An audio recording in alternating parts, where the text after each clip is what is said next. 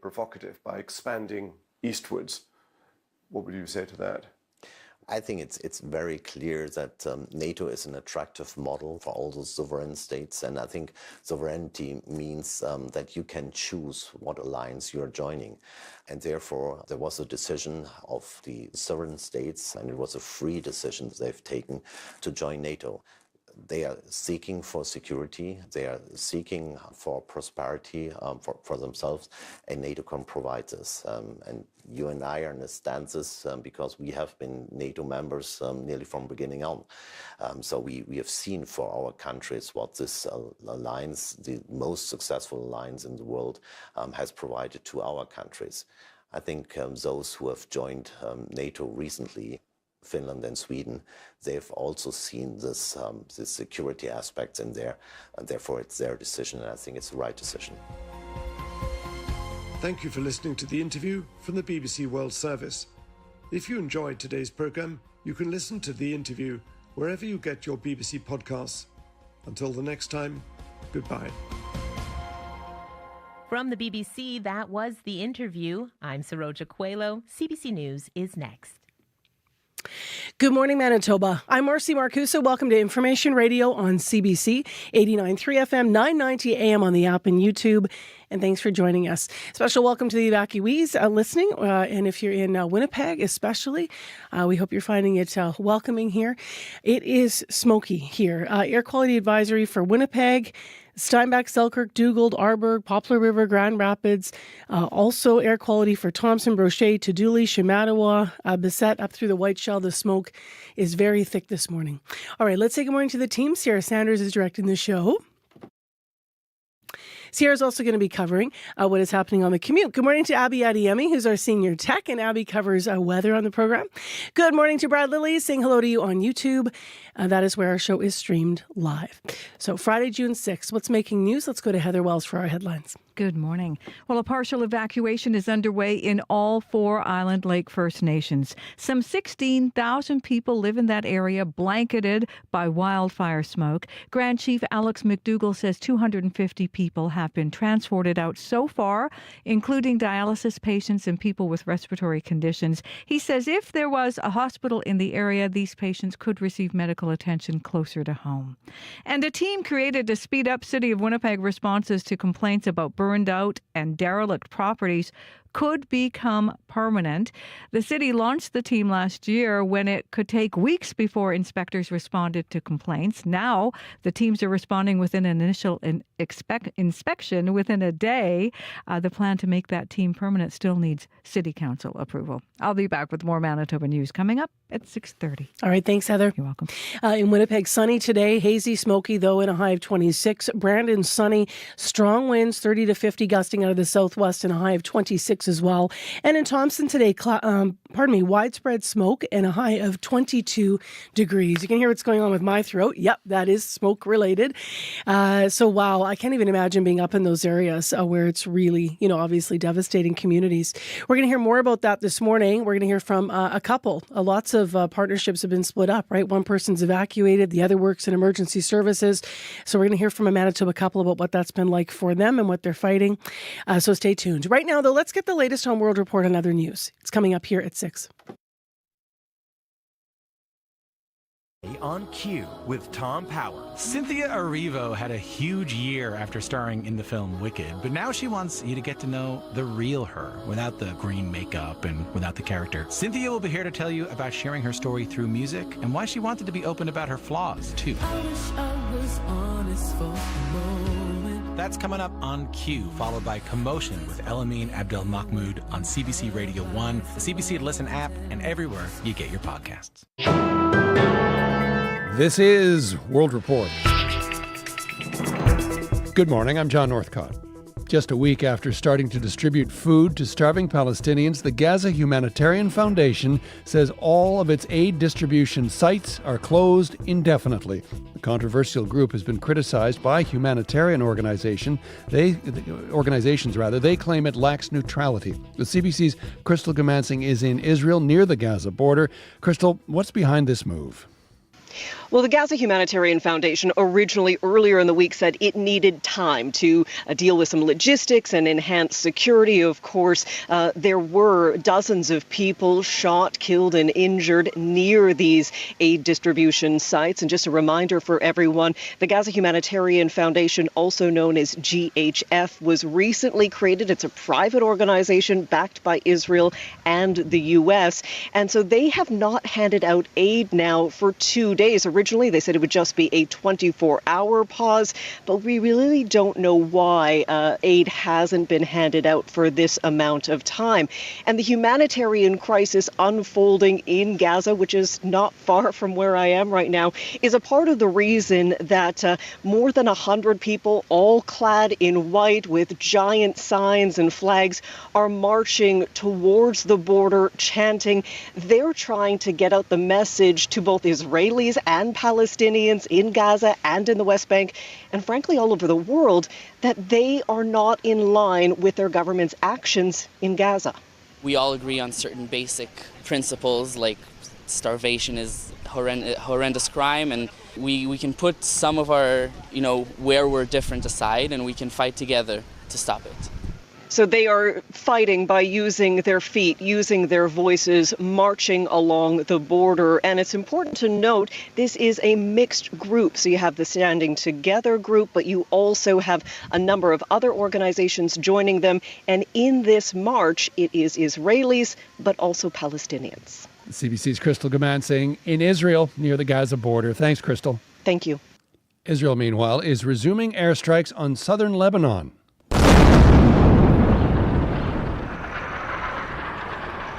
Explosions are heard in Beirut as Israel's military targeted several sites in the capital suburbs. The IDF say that those sites were underground facilities used by Hezbollah for drone production. The strikes mark the first time in more than a month that Israel has struck on the outskirts of the city. This is the fourth attack since November's ceasefire between the two countries. At least 4 people are reported dead in the latest round of Russian airstrikes on Kyiv. More than a dozen people were injured. Russia carried out the drone and missile strikes a day after Vladimir Putin vowed retaliation for Ukraine's attack on Russian planes. Anna Cunningham reports. Air raid sirens sounding across Kyiv. Ukrainian gunfire aimed at incoming Russian drones. Explosions heard throughout the night. By morning, residents like Artem and Daria inspect the damage. Their apartment now a blackened, burnt-out shell. My wife insisted we sleep in the corridor, says Artem. She saved my life, he adds. President Volodymyr Zelensky says almost all of Ukraine was hit with 400 Russian drones and 40 missiles. In Ternopil in the northwest, people are being told to stay indoors as a large fire is dealt with. Ukraine also carried out strikes on Russia overnight, hitting western Russian airfields, targeting fuel reservoirs. President Vladimir Putin had warned Russia would retaliate for Ukraine's major drone attack on Russian air bases earlier this week. Sometimes you're better off letting them fight for a while and then pulling them apart, says US President Donald Trump. Referring to an analogy about children he says he shared with Putin in a phone call. That view is unlikely to be shared by Ukraine's allies, including Canada, who are pushing to support Kyiv whilst urging Moscow to agree to peace. But after failed peace talks this week, nothing more is scheduled. Anna Cunningham, CBC News, London. Here at home, we'll be getting a better sense of the impact of U.S. tariffs on Canada's job market today. Statistics Canada is set to release the job numbers for the month of May. But some Canadians have already been feeling the pressure, and that includes residents of an Ontario small town where a 50% tariff on steel and aluminum is promising to create even more uncertainty. The CBC's Hallie Cottenham has more. The Evacuee rolling mill takes scrap metal and pig iron and turns it into steel used in manufacturing and construction. It employs 500 people, by far the biggest employer in this rural part of eastern Ontario. But when the 25% tariff was applied earlier this spring, 150 jobs were affected. Some were furloughed, some were laid off permanently. Now, a 50% tariff.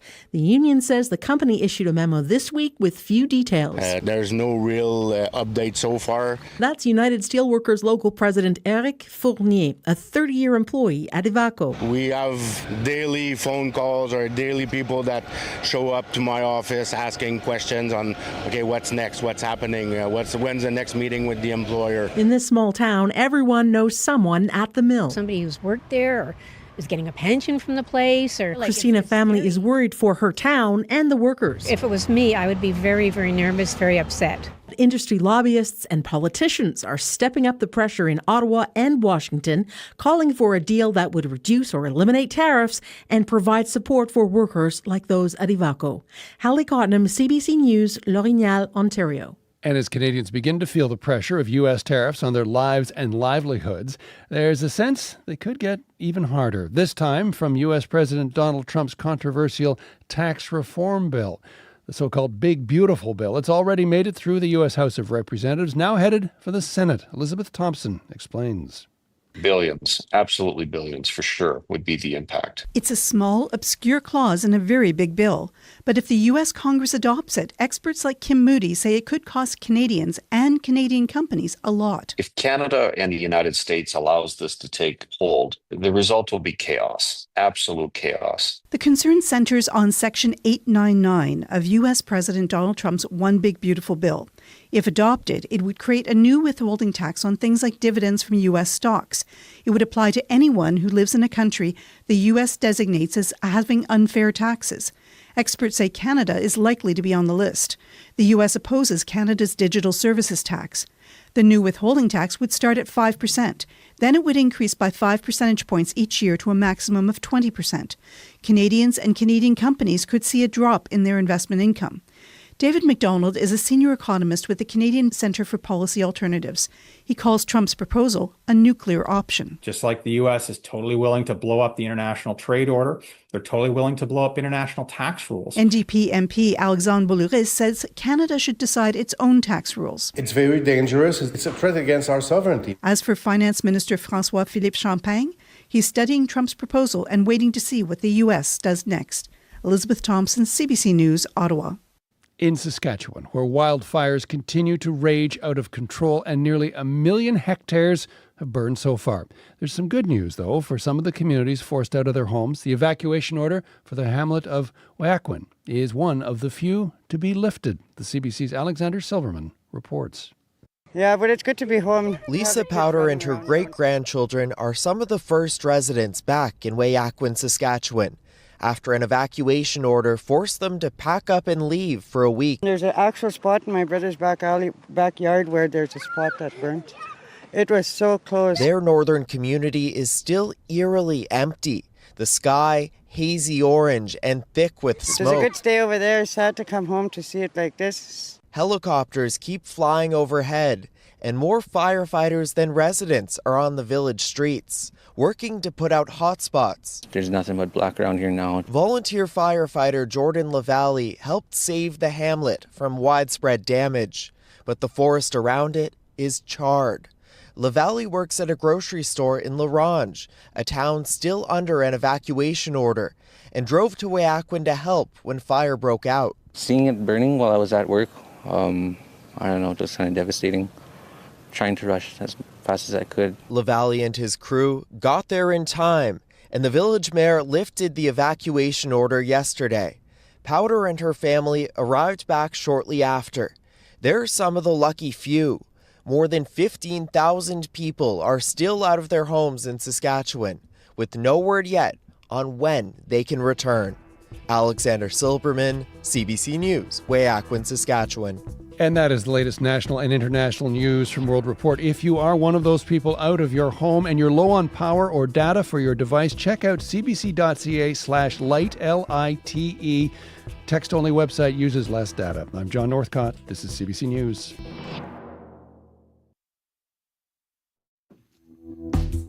Good morning, Manitoba. Thanks for joining us on Information Radio on CBC, 89.3 FM, 990 AM on the app and on YouTube. Right now, in the city of Winnipeg, we're expecting a high of 26 degrees, and we should have lots of sunshine. We do have challenges with smoke, as we have had all week, so we're going to hear more about that from Abby in a moment. Currently, it is right around 11 degrees to start our day. Well, let's talk about what's going to be coming up on the program this hour. Outside of the fires, we're covering some stories here, and some of them are about what might be going on in your own home if you have a young person there. As we reported last week, there's a huge demand for driver's education through MPI. We wanted to hear from some young Winnipeggers about their experiences learning to drive. So stay tuned. That is coming up this hour on the program. Also, to the situation and crisis in Gaza, we will have a fuller interview about what you've just heard on World Report. We're going to talk to Oxfam Canada about what's happening there. So stay tuned. That's a live interview coming up. And it's never been done before, and CBC was there. We're going to hear from Susan Ormiston this morning about this incredible expedition to Antarctica with an all-Canadian crew. So stay tuned. We're going to talk to her just before 7 o'clock. Right now, Heather Wells joins us with our local news headlines. Good morning. Good morning. Well, fire departments in southern Manitoba are answering the call to help northern communities save their homes. Morden, Plum Coulee, and Saint Jean-Baptiste recently sent 6 firefighters and a pumper truck to help protect Flin Flon. The 3 communities are part of the Pembina Triangle Mutual Aid District. We'll hear all about that coming up. As well, Winnipeg Police and First Nations leaders want wildfire evacuees to know resources are available to keep them safe while they are in this city. There is concern vulnerable evacuees could be exploited while staying here. I'll bring you that story and other news from Winnipeg coming up at 6:30. All right. Thanks very much, Heather. You're welcome. We're getting comments now on Facebook. I was asking for criticisms, or pardon me, concerns is how I worded it. Concerns and kudos of the wildfire situation in Manitoba. And on the kudos side of things, Kev Roberts saying, I'm hoping people who are displaced will feel welcomed and safe for as long as it takes. We also have Shannon Southcombe Wallowitz writing in, Southcombe rather, saying seeing Manitobans pulling together and helping all over the province is certainly a highlight, whether it's firefighters facing what we all run from, or the people along the road sharing supplies, people offering housing, animal accommodation, whatever is needed. It is why I love Manitoba. So as the Premier said yesterday, I mean, there's a handful of folks online who are not being welcoming. There's problems around the evac centres as well that go deeper. We'll also get into that in addition to Heather's news. But there sure are a lot of good things to talk about, Manitoba. And it's funny because having lived my life in this province, sometimes I wonder, I had a moment yesterday where I thought, what does happen in other places? You know, maybe we don't realize how special it is when we do all come together and be the best of all of us and help each other. So let's keep that rolling. It is 6:13. Abby's here to talk about the air quality in the forecast. Hi, Abby. Good morning, Marcy. We're already seeing smoky sunshine down south and hazy conditions to go with that, while it's cloudier up north, also with smoke from the Par all the way down to Churchill. We have widespread air quality warning in place for much of the province, stretching from the Red River Valley all the way up to Churchill. Smoke from the fires making air unearthly for people, reducing visibility in a lot of areas, including Winnipeg, the Pembina Valley region, all the way down to the southeastern part of the province and tracking it up north to Churchill. Right now in the Red River Valley region, looking at conditions in Winnipeg, 11 degrees with smoky skies, low visibility in some areas. That smoke should clear sometime this morning. Then it becomes hazy through the day. Instead of expecting, more like a lot of sunshine, there will be a mix of cloudy conditions in the mix. Then breezy southwest winds. It will be warm with sea high around 26 degrees.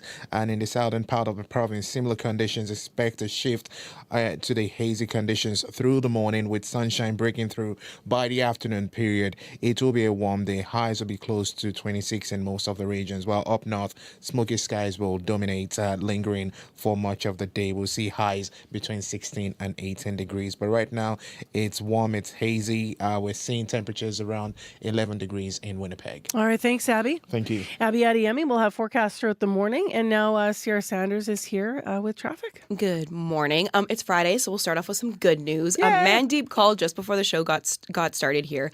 Southbound Keewatin at Logan is open. They were moving barricades early this morning. It had been closed since the end of April, so things should be moving smoothly there. But also some construction to note. Northbound Kenaston between Grant and Carpathia Road. The curb lane and east side sidewalk will be closed for sewer work until June 12th.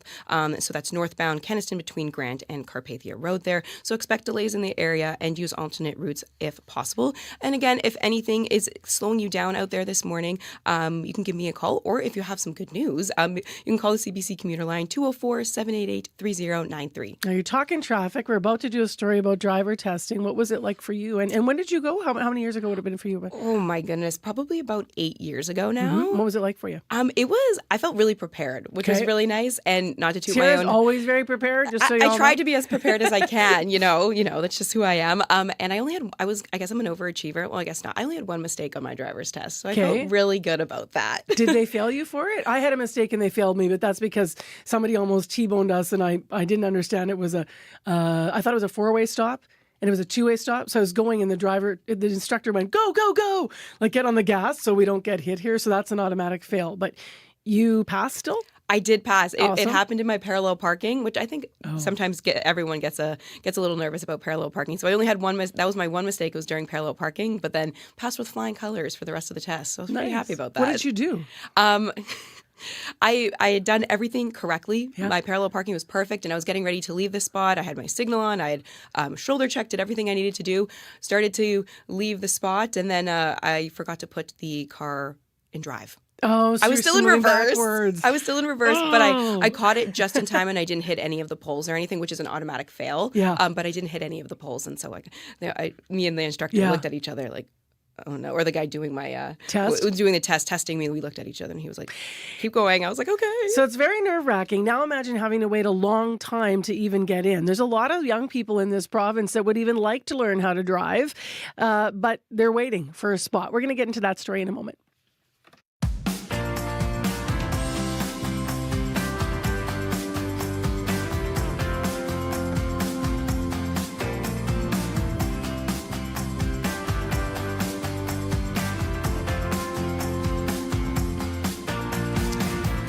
So the demand I'm referring to for driver's education is the programs officially through Manitoba Public Insurance, or MPI. So only a fraction of those who waited in those long lines at MPI offices recently were able to snag a spot for the driver's ed program this summer.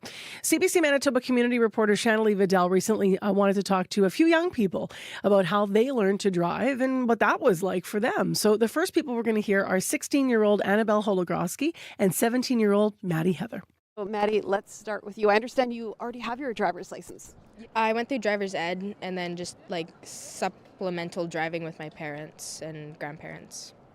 What was that relationship like when you were in the car with your parents? My dad was pretty relaxed. My mom, she has an anxiety with driving, so it was bad with her, but we kept doing it. And then one of the last times I kind of told her that she was making me a worse driver, so I was like, I'm not driving with you anymore. I'll learn with my dad. She was like, okay, fair. I mean, I've been driving quads and like ATVs and like, country stuff for like a long time. Your friend Annabelle doesn't have a license yet, but has a learner's permit. Do you have any tips for Annabelle? Just, you know what you're doing. Be confident, Don't let the test anxiety screw you up. But yeah. Yeah, and I went through driver's ed. It was pretty easy. Like, the courses aren't hard at all. How are you getting that on the road experience right now? I drive with my mom or like some of my friends who have their like full license already, and just drive wherever I can pretty much. My name is Joshua Cowboy. I'm 21 years old. When did you get your learners? I got it August last year. For international students, there's the big barrier is not having parents or someone who can, who is expected to spend all that time and teach you how to drive. So are you finding that too? Yeah, it's a problem. Well, you don't have anybody here. If you had your parents, you probably take your dad's car, your mom's car, or your dad would teach you, your mom could teach you, something like that. But you don't have that here. So it's either you learn how to drive before you get here, or when you get here, just know you're going to spend at least a year plus to get your driver's license. Okay, so my name is Elena Yurishin. I'm 20 years old. You have your driver's license. You took driver's ed in high school, is that right? Yeah. So what was that experience like when it came to getting your license? It was all right. I really liked the fact that it was cheap.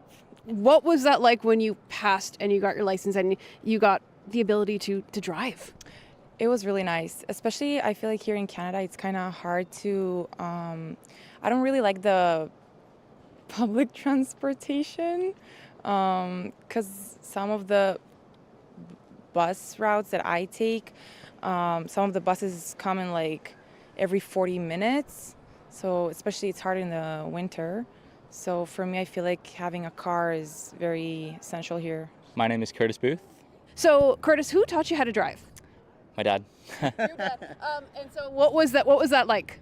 A lot of anger at first. Kind of just went to go get a haircut, and he's like, "You're driving." And then that was my first time. It was no experience at all, but it took a little bit to get used to it. How old were you? 16. So you taught your son how to drive. What was it like for you as the teacher? It wasn't bad. He was pretty good. It's probably easier to. It's hard to teach your own kids, I guess, because I don't know. It's hard to explain, but it's sort of a fun thing that parents should do. Get in the car with their kids and teach them how to drive. Who taught you? Was it your parents? Yeah, my mom taught me to drive. I started actually just driving a truck on a farm when I was about 10. So that helps your confidence. And I was 16 when I got my license. So now there's a whole other generation of drivers, wanting to learn how to drive. What tips do you have for them? Listen to your parents. Drive as much as you can, really. Whenever you get the opportunity to drive. I think that's really what it matters. Is I think maybe a lot of people don't necessarily have access to a car, so maybe that's why driving can be difficult. But practice helps. Practice makes perfect. So as much as you can drive. And once you learn, no, you're not invincible. That was CBC Manitoba community reporter Shanley Vidal speaking with drivers about how they learn to drive, and then advice, of course, from that last dad/teacher. Sierra was watching the stream on YouTube, and if you were too, it was kind of cute because the young man actually who learned to drive had this hat on that said "Dog Mom," which we kind of loved. I want to mention that if you want to read more about MPI and those long lineups and learning to drive, you can check out that story that CBC reported on. It was just 2 weeks ago at cbc.ca/Manitoba. Breaking tonight. Every day. The tariffs are very good. They're very powerful. Canadians are always ready when someone else drops the gloves. We bring context to chaos. What are the consequences of this action? We must retaliate. In our own backyard. Come on. Plane crash. And beyond our borders. It's the scene of an airstrike. You're gambling with World War III. Negotiations are ongoing. From the source you can trust. It's time to dig deeper into the story. The National, Canada's newscast. Tonight on CBC. Smoke in the air quality advisory for Winnipeg, for Bissett, Whiteshell, Lac du Bonny, across Steinbach, Dugald, Arbour, Poplar River, Thompson, Brochet, Gillam, Flin Flon. You get the picture. The winds are blowing in such a way today that it's pretty thick. 11 degrees currently in Winnipeg. Brandon does have sunshine and 5, and Thompson is smoky, and it is 7 degrees. Well, next on the show, let's build on the news that you might have been hearing on World Report this morning. The recent aid delivery in Gaza has been given to the U.S. Israel-backed Gaza Humanitarian Foundation, and GHF has been tasked with feeding desperately hungry Gazans. They're using American security contractors to run distribution sites. The UN has said more than 2 million people are at risk of starvation in the territory. And joining us to talk about the shift is Lauren Raven. She's the executive director of Oxfam Canada. Oxfam's been working in Gaza for several decades, in fact. Good morning to you. Morning. Thanks for having me on. What do you understand this morning about the need of the population? It's been 600 plus days of aid restriction and bombing. I mean, we're hearing on World Report it's already running out, right? To tell you the truth, I'm running out of words now to describe the horrors that the people in Gaza, my own Oxfam colleagues in Gaza, are facing. You explained it well. 1 in 5 people are at risk of starving to death. That means not having enough basic food to survive the next day. I see it in my own colleagues who have lost weight. I'm hearing of children saying that their greatest wish is now to die because they have no hope for the future. People are lacking food, but also all basic necessities, clean water. Sewage is filling up in the streets. There's no waste removal. So people not only are lacking water and food, but their bodies bodies are weakened, and so they're much more at risk of dying from diseases that are entirely preventable and treatable that we would not be dying of here in Canada, but people can die any day now because their bodies are so weakened down, and the psychological toll this is taking is really huge, in particular for kids who have been on the run, hearing bombs exploding, having to pack up and move time and time again. The level of trauma is immense. What's been happening in Gaza before the Gaza Humanitarian Foundation took over? Like when aid has been allowed there, how has it been distributed previously? During the brief ceasefire, organizations like Oxfam and other humanitarian groups were absolutely able to deliver aid. You know, this is something that we know how to do. We deliver aid in some of the most difficult circumstances in the world. And so during that ceasefire, we were bringing in water, food, medical supplies, had psychologists on hand to provide psychosocial support. We were also starting to do things to build back the community. So rehabilitate water lines, fix desalination plants so people could have access to clean water, start sewage treatment back up. So, really starting to build back. And then all of that was stopped once again when the ceasefire was broken and the bombing resumed. And at this point, we have the staff, we have the means, we have the resources to do good humanitarian aid delivery. We're just not being allowed to do our jobs. We have $3 million worth of goods right now, this morning, that are stuck in trucks at the border that are not being allowed in. And this has been weeks of this. And even within Gaza, our movements are so restricted. We're not allowed to move. We're not allowed to visit communities. And humanitarian workers are at incredible risk. Over 400 have been killed so far. Over 1,000 healthcare workers have been killed. So not only are we not allowed to do our jobs, but our lives are on the lines when we're trying to do it. The situation is not one where humanitarian operations can run in any normal way. There's also daily reports of people being killed trying to access food from one of the sites that's now been set up by GHF. Can you tell me a little bit more about what your sense of this Gaza Humanitarian Foundation, how they've set up and how effective they can be to meet the needs that you're talking about? So I want to be super clear, that is not a humanitarian operation. Organizations like ours are held to such high standards in terms of our impartiality and how we deliver aid with respect and dignity for communities, that the way that we are able to specifically assess needs and target the most vulnerable people in a community. What the GHF is doing is not humanitarian aid. It's militarized, privatized aid that is actually turning aid distribution into a death trap for people in Gaza. Not only is it incredibly dangerous for people who are arriving there, they're being trampled, they're being shot, but it's also stripping people of their dignity. It is dehumanizing to have people walk for miles and miles on end to get into this open air pen and be waiting in the sun in the hopes that someone will give you a food box and then run from there. This is not humanitarian aid. I'm not even asking what your concerns are for the future because there are so many and it's so dire, as you said. What do you hope happens immediately? We wish every day for a ceasefire. This is the only way that the violence will stop, that we can access communities safely, that people can start not even to rebuild their lives, but at least rebuild their strength to live another day.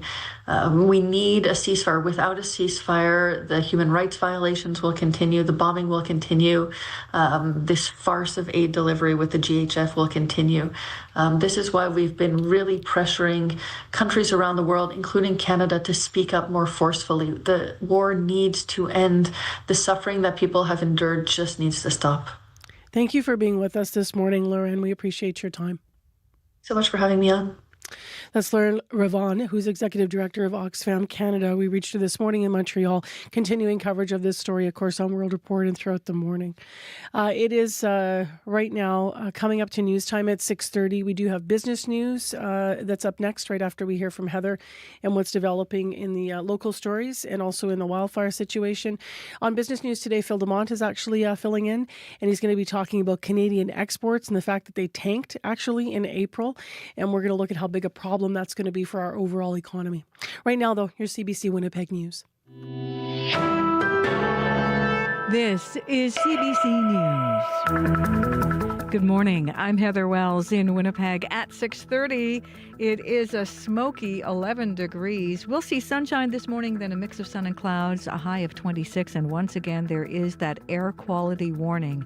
Smoke expected to become more of a haze later in the morning.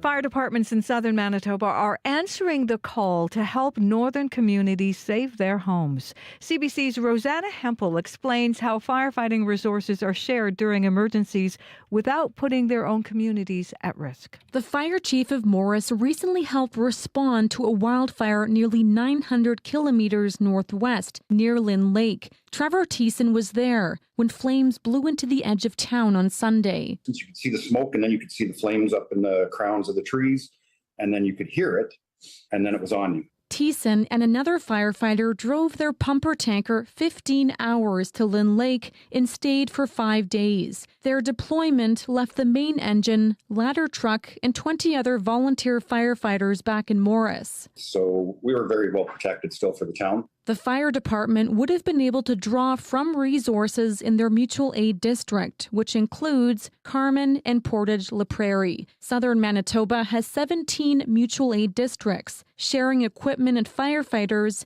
in case of emergencies. Rosanna Hempel, CBC News, Winnipeg. Now, more firefighting help is also heading to Pimicikamak First Nation. Chief David Monius says at least 30 structural firefighters are being sent to the community, joined by 6 pumpers, tankers, and command teams, and he is grateful. You can see the fire from the southern part of our community and all that smoke. And at nighttime, you can see the glow that's there. So it's just looming right there, and it's just a few kilometers. But we have large bodies of water that should be used as a barrier and a buffer. Monius thanked the local emergency management team and essential services providing help during this time. Now, all 4 Island Lake First Nations are under a partial evacuation order as thick wildfire smoke billows over the area. People with respiratory issues are being flown out along with dialysis patients. Grand Chief Alex McDougall says some 16,000 people live there, and the situation, he says, would be easier if there was a local hospital. We're still working with the nursing stations that are staffed by nurses who are working under the expanded role. So our physician services are not full-time. McDougall says around 250 people have already been flown out. Meanwhile, a partial evacuation is also underway in Mississippiwistic, also known as Grand Rapids. As thousands of evacuees are now in Winnipeg, the concern is for their safety. Police and Indigenous leaders are sharing information with evacuees about how they can protect themselves while they're here. Grassroots organizations are also offering to help. Daniel Hidalgo at Community 204 says supports and programs are being offered by community groups. If you want an opportunity to explore the malls and stuff like that, there are outreach teams and vehicles that will take you and your family and kind of show your children the city, and I think that's the safest way to kind of branch out and be out there. Hidalgo says Community 204 is inviting young people to hang out at their drop-in center. They also have outreach vans that can be used by families to get around the city. About 18,000 people, many from remote communities, were forced to flee their homes. A fire evacuee from Cross Lake has donned his uniform to help others who were forced to flee their homes. Felix Robinson is a First Nation safety officer at Pimicikamak Cree Nation. Normally, he helps protect people in his home community. Now, in Thompson, Robinson has offered his services at the emergency shelter. That's where about 400 people from Cross Lake are staying. I feel like it's good for them to see a friendly face when coming through, to help. Robinson says he didn't want to sit around his hotel room. About 10 First Nations safety officers from different communities are providing security for evacuees in Thompson. We expect the Liberal government to table a bill today on interprovincial trade and labor mobility. This would be landmark legislation that drops most of the barriers currently preventing the free flow of goods and workers across the country. It is one of the number of initiatives Prime Minister Mark Carney has promised in his campaign to retool Canada's economy in the face of ongoing trade action from the Trump White House. You can hear the latest national and international news coming up on World Report at 7. It is taking City of Winnipeg inspectors less time to respond to complaints about derelict properties. A city report recommends making the unsafe conditions response team permanent. The city launched that team as a pilot project last year. At the time, it was taking weeks for inspectors to get to properties. Property Committee Chair Evan Duncan says this new team is making a difference. Since November of 2024, we've seen a dramatic uptick in timeliness and effectiveness for the department to get out there and assess these sites and make sure that things are getting cleaned up and not sitting there as big piles of rubble and ruining people's neighborhoods. The team has referred 79 properties for city-led cleanup, 36 of which have been complete. The plan to make this team permanent still needs City Council approval. You can find the latest Manitoba news, as always, on our website, cbc.ca/Manitoba. All right, thanks. You're welcome. That is Heather Wells live in our news center this morning. Let's go to Abby Adiyemi now. He's in our control room. He's our senior tech. He also keeps one eye on weather. What's going on? Good morning, Marcy. We're looking at smoky sunshine in the south and hazy skies and cloudier conditions as you travel into the further northern part of the province. We do have that widespread air quality warning in effect for much of southern and northern Manitoba today, spreading from the Red River Valley region all the way. We're tracking it to Churchill this morning as the smoke from the wildfire causing poor air quality and low visibility in most of the regions. If we look at conditions in Winnipeg and the Pembina, the Interlake, the southeast eastern part of the province, all the way to Flin Flon, Thompson, Churchill, we're seeing this smoke will be impacting folks in that area and is expected to lift sometime this morning in the southern part of the province. However, up north, it's still going to continue till around the noon period. So you'll be noticing it up north. So if you are in any of these areas, I'll try to advise you to limit time outdoors, especially if you have issues breathing or you notice you're coughing from time to time. You need to move inside. Conditions in Winnipeg now, it's a smoky stat, poor air quality outside. We are at 11 degrees. The smoke is expected to ease later this morning. Then we'll see some sunshine. That will transition to a mix of sun and clouds, and we warm to 26 degrees with some winds coming from the southwest later. Partly cloudy conditions will continue into the night, and then we'll see more of haze into the overnight period. Some thunderstorms actually in the forecast tomorrow, so that might be bringing some relief. In the Pembina Valley region, we're looking at similar conditions with Winnipeg all the way to the U.S. border. We're seeing temperatures hover around 10 and 11 degrees at this time, with smoky skies also with reduced visibility. Conditions will improve later and temperatures will get to 26 with mild southwest winds. Brandon, good morning. You are seeing lots of sunshine at this time. Clear skies, you have 5 degrees right now. Today will stay mostly sunny. Some haze will build later. You warm up to 26 degrees with the winds coming from the southwest also in that part of the province. In the Interlake region, we're looking at 15 degrees in Dauphin and surrounding areas at this time. Expect sun early and then some clouds will move in later this afternoon. Some hazy skies will also sweep in. Winds will be mild from the southwest and temperatures will warm close to 26, 27 degrees. Gimli is at 6 at this time. Now, the Interlake region is going to be seeing more like smoky skies due to that lingering wildfire nearby. Most of it should lift late this morning. Expect sunny skies later, becoming partly cloudy. Highs around 25. Also, the winds coming from the southwest. Now, we track the conditions in the northern part of the province. The powerful influence surrounding areas, we're looking at 11 degrees. Thick smoke in that part of the province is expected to remain throughout the day. We'll see high around 22.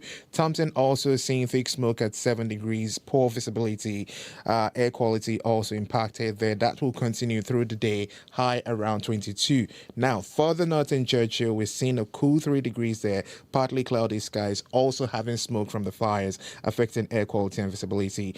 We should see highs around 18 degrees, and then overnight low would get to around 7. Saturday brings some showers for folks in Churchill, so we will see temperatures holding steady near around 6 degrees. So it's more like smoky in the northern part to south, but it's more like warmer, and smoke and hazy conditions will be in play today in most of the regions. I've completely lost track of what day it is, what time it is, what's going on. I can't believe it's June. I think a lot of people are like that this year. I was at a garden center yesterday. It was the grocery store, and then the garden center outside of it, they've set up in the lot. And I was looking, and I realized they were clearing out all their plants. And I'm like, why are they clearing out all their plants? Like, it doesn't seem early, but no, like we're getting into that time of year. It's hard to believe. I know. Yeah, but it's just been so busy, right, through the election here. And then, of course, Manitobans facing the wildfire threat. And it's just been such a busy time. So got to remind ourselves, to find some happiness through all this. True. And even when you're evacuated, with your families, once things settle in and those supports are around you, even if you have to be out of your home, like hopefully some of that learning and some of that celebration and some of the normalcy can return in little ways. I think it's going to be just day in, day out. And that spirit of community is just something that has been in play, people just wanting to help and checking in on others. I was really happy. We've been covering this week, I think Up to Speed yesterday probably had it on air. They were talking about the different organizations that are now stepping up and helping out with evacuees to give people something to do as well. Because it's just, can you imagine the clash of the emotions? Yeah. You're in this high emotional state and then you're bored.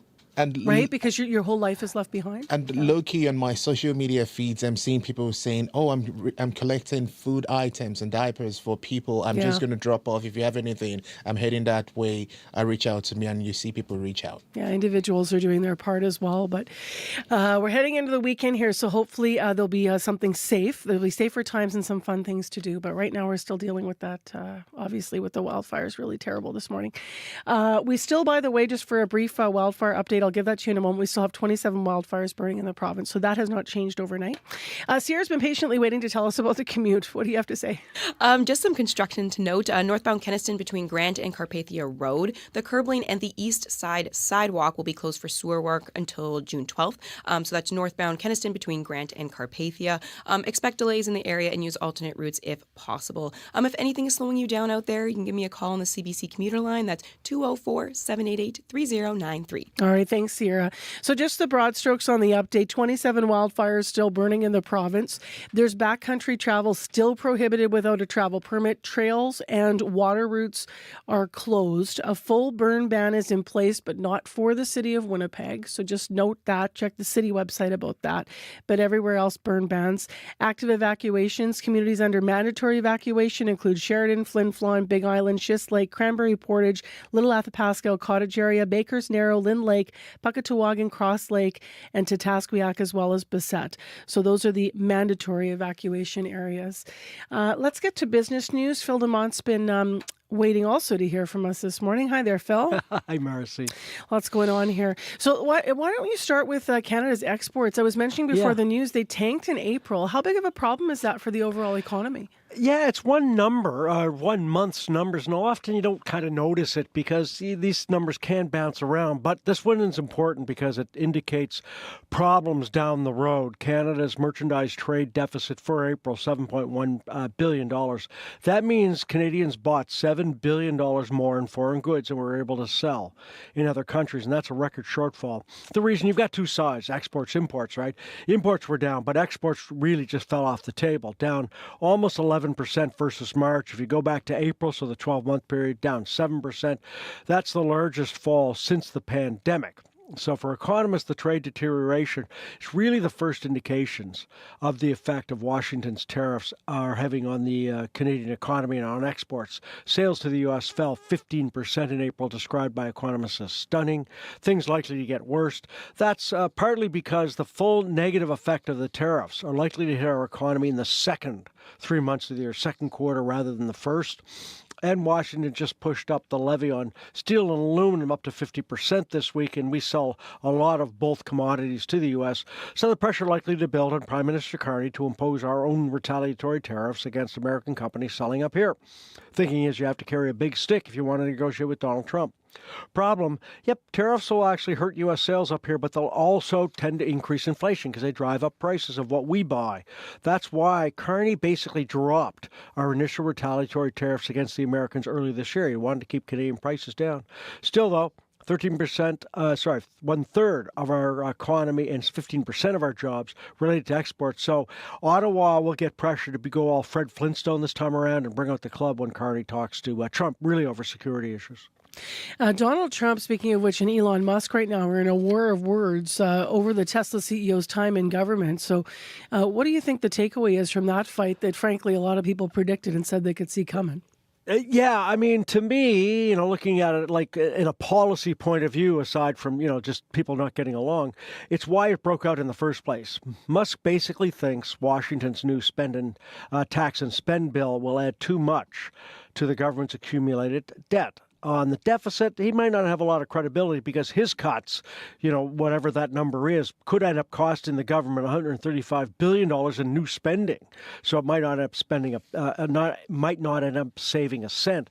But on the deficit, his criticisms point to growing concerns among conservatives. Generally, balancing the books is one of those things that's pro forma for that crowd, but not with Trump's White House. The nonpartisan Congressional Budget Office said Trump's tax cuts will add $2.5 trillion to the U.S. debt in the next 10 years. Accumulated debt right now, $36 trillion. White House maintains the analysis ignores the explosion of GDP growth that will result from the proposed tax cuts, but it didn't happen last time around. Center on budget and policy priorities, because I found it, said after the administration cut taxes back in 2017, U.S. business and consumer spending slowed, and the American economy didn't grow any faster after the cuts than before. So Musk might be the loudest voice in the room, but he's unlikely the last voice complaining about these tax cuts. What are the markets looking like this morning, Phil? Right now, it's kind of mixed because the market's trying to digest Donald Trump's call with the president of China on trade this week. So UK, France, Germany down, but all slightly. Nikkei in Japan, Shanghai, they have some modest gains. Oil's down 6 cents, $63.31 a barrel. Gold's up $11, $3,386 an ounce. The Canadian dollar down more than 1/10 of a cent, trading at 73 8/100 of a cent U.S. All right, Phil, have a great weekend. Thank you. Same to you, Marcy. With business news, that is Phil Dumont. Well, I don't know about you, but by the time I get to Friday, sometimes I think I just need to chill out with a little music. So we always have great music picked on this show. No thanks to me, by the way. This is Shaylia and Ready.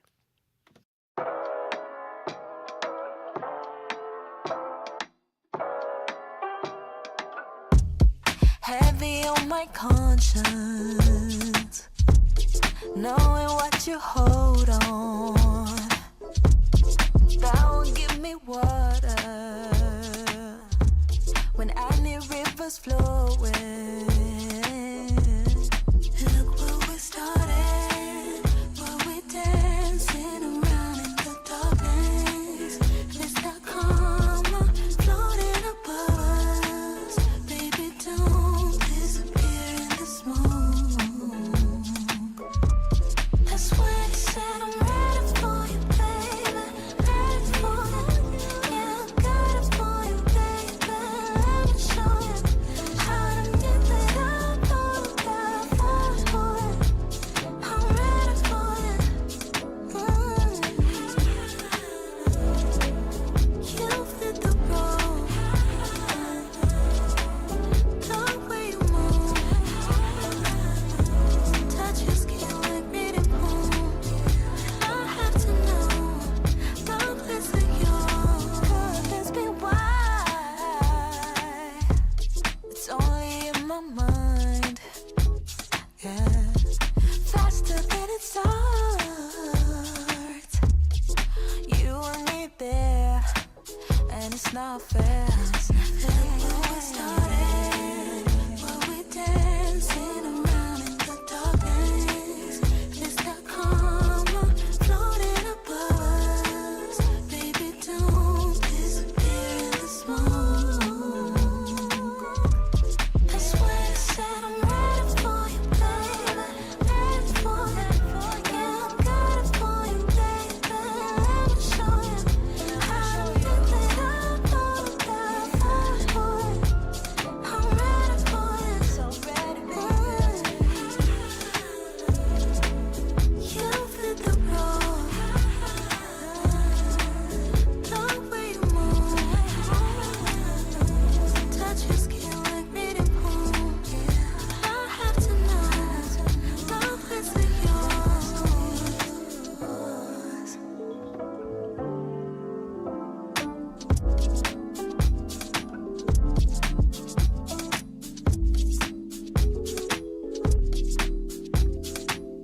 Friday vibes all over the place.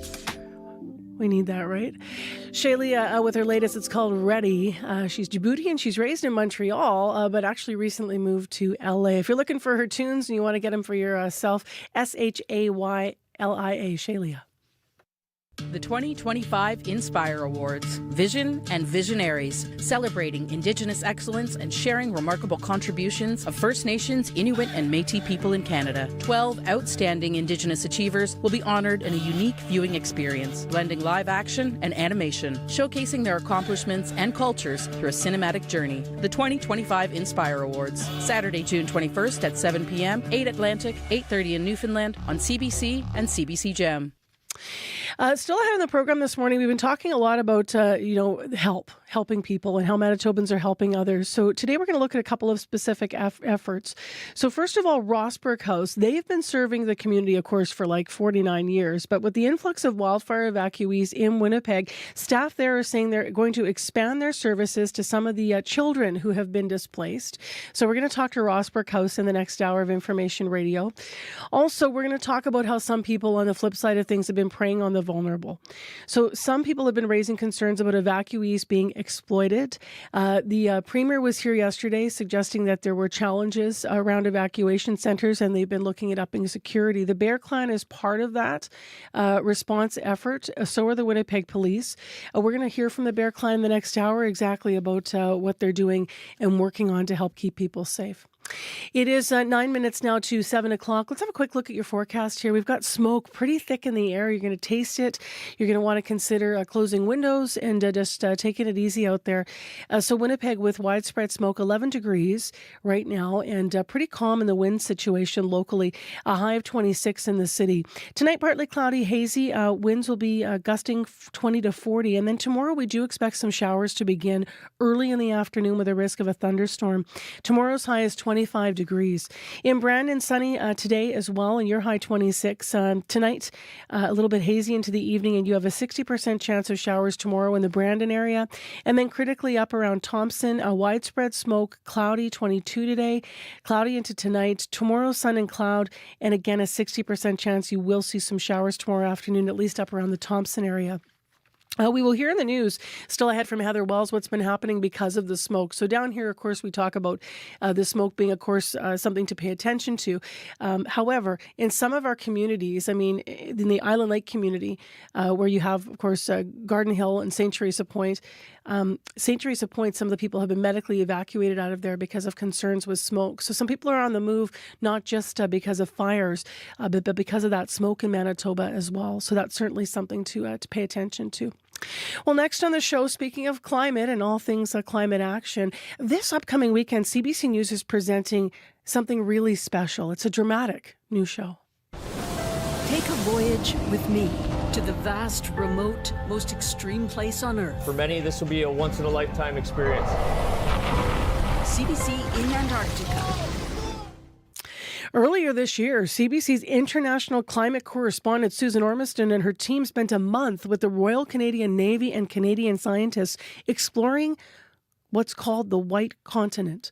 Now, for the first time, Susan brings us their reporting, the penguins, the politics, the climate science, plus some real-time ice-breaking scenes in an incredible hour-long special. I've seen some of the visuals of this. And she's with us this morning to kind of tee it up and give us a taste. Hi, good morning. Hey, good morning. What an incredible experience. The first ever all-Canadian expedition to Antarctica. What was it like sailing through the ice? It was awesome. So many visual stimuli there. The breathtaking beauty of the ice, but also pretty tense trying to get through at the southern point of the voyage when the big ice emerged. So at night, for example, HMCS Margaret Brooke, the naval vessel, was trying to pick its way through these icebergs in narrow channels in a snowstorm, and they can't see a thing. It's dark, except for these big spotlights on the top of the ship, which would sweep across the ocean and then pick up literally the tip of an iceberg. And of course, most of the ice is underneath the sea, so they were looking at their ice radar to protect the ship. The Navy navigators and the watchkeepers were like full on doing their job there, but it was tense. And here's a bit what that felt like. We're currently in ice mode as we speak right now. Okay, perfect. Plowing the bow of the Margaret Brook into the ice sheet. It's starting to splinter, cracks opening up. The ship is passing through steadily, cautiously, with glaciers on either side and icebergs all around. Stop thruster. Stop thrust. Half ahead both engines. Half ahead both engines. The risk calculation is paying off. The ice moves aside as the ship carves its path. Very good. It's all good. Yeah, it's breaking up. You can hear the relief in Commander Terry Scher's voice as she made the decision to go forward, to push on, and it paid off. They got through to more open area. What do we understand about the changing climate and how it's impacting this remote place? You know, like our polar Arctic, the Antarctic is changing. The ice sheet, the largest in the world, is diminishing. The glaciers are melting faster than they used to. It's incremental, of course.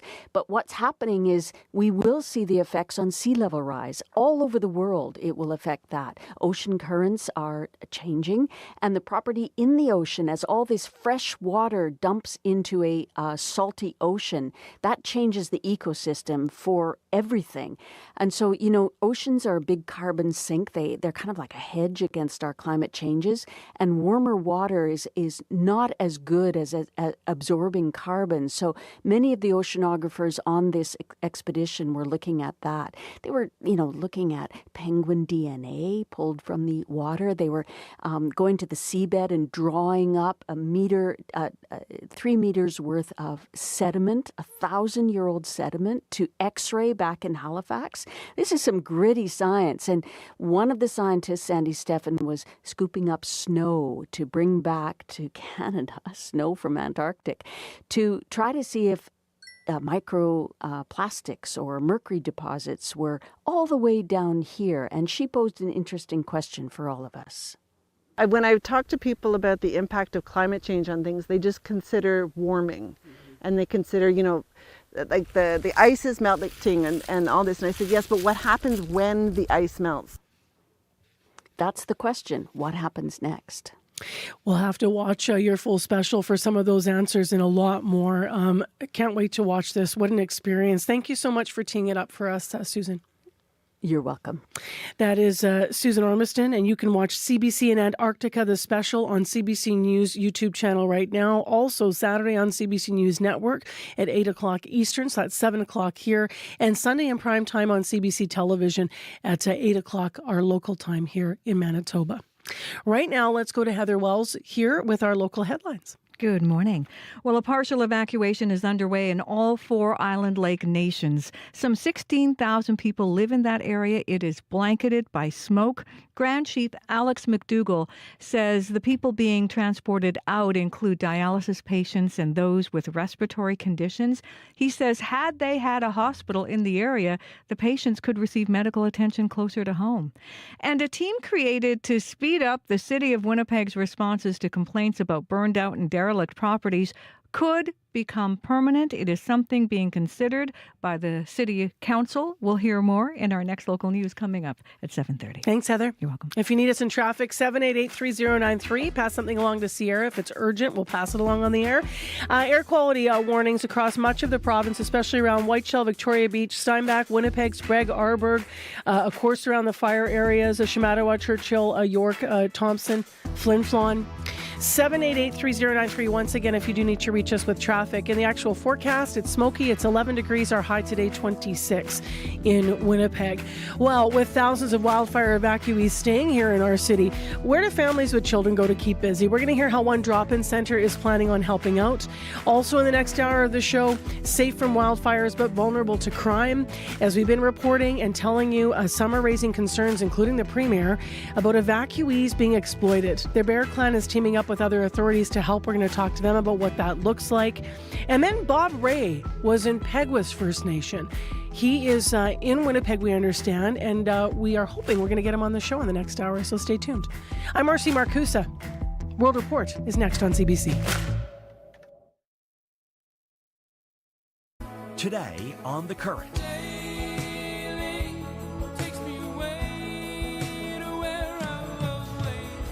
The haves and the have-yachts. Wealth is increasingly in the hands of the few, including the billionaires who own giga-yachts. New Yorker writer Evan Osnos looks into the lives of the mega-rich and their influence on politics, coming up on The Current. The Current with Matt Galloway.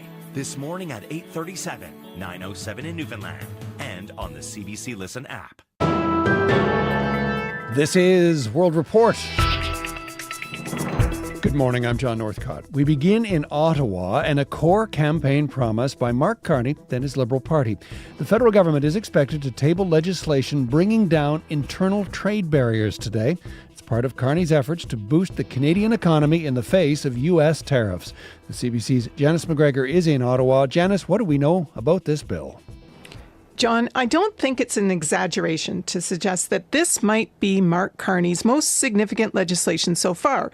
We are expecting a detailed bill, not only when it comes to exactly which federal regulations are changing or being eliminated entirely to shift Canada closer to the goal of making it easier to do business and move people across provincial and territorial boundaries, but in the criteria and the process it's expected to lay out for prioritizing and fast-tracking key resource and infrastructure projects. This bill is intended to be a centerpiece of Canada's response to Donald Trump's trade threats. Industry Minister Melanie Joly's under pressure from Canada's steel industry, and she's pitching this bill as a way to boost demand for Canadian building materials. It's important that Canadians support our major project bill that is coming up, which is ultimately to create major infrastructure across the country that will help the steel and aluminum sector. But First Nations leaders are already sounding the alarm that they weren't given enough time to study these proposed changes, warning that if the government does not take its duty to consult with Indigenous peoples seriously, this bill is going to spark conflict. So, bearing some of that in mind, Janice, how easy will it be to get a bill like this passed? Well, during the election, there was a real consensus across parties about the need to drop internal trade barriers, build more infrastructure. There's always the how that's harder to agree on. Pierre Poilievre last month said that Conservatives are going to vote for legislation based on whether they believe it's an improvement on the status quo, which is what led to the extraordinary scene in the Commons yesterday when all parties voted in favor of Liberal tax cuts. That kind of unanimity may be unlikely to repeat itself, but Mark Carney set a Canada Day deadline for at least introducing this. Whether it's going to slide through quickly now is the part he doesn't control. Janice McGregor in Ottawa. Thank you, Janice. You're welcome. Just a week after starting to distribute food to starving Palestinians, the Gaza Humanitarian Foundation says all its aid distribution sites are now closed indefinitely. The controversial group has been criticized by humanitarian organizations, claiming it lacks neutrality. The CBC's Crystal Gamansing is in Israel near the Gaza border. Crystal, what's behind this move?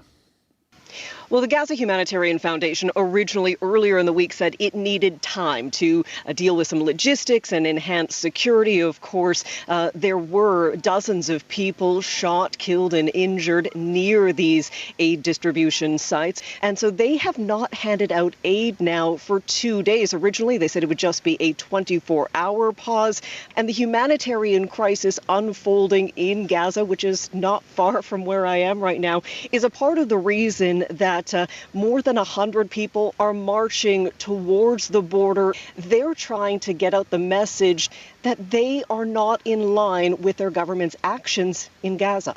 We all agree on certain basic principles, like starvation is horrendous crime, and we can put some of our, where we're different aside, and we can fight together to stop it.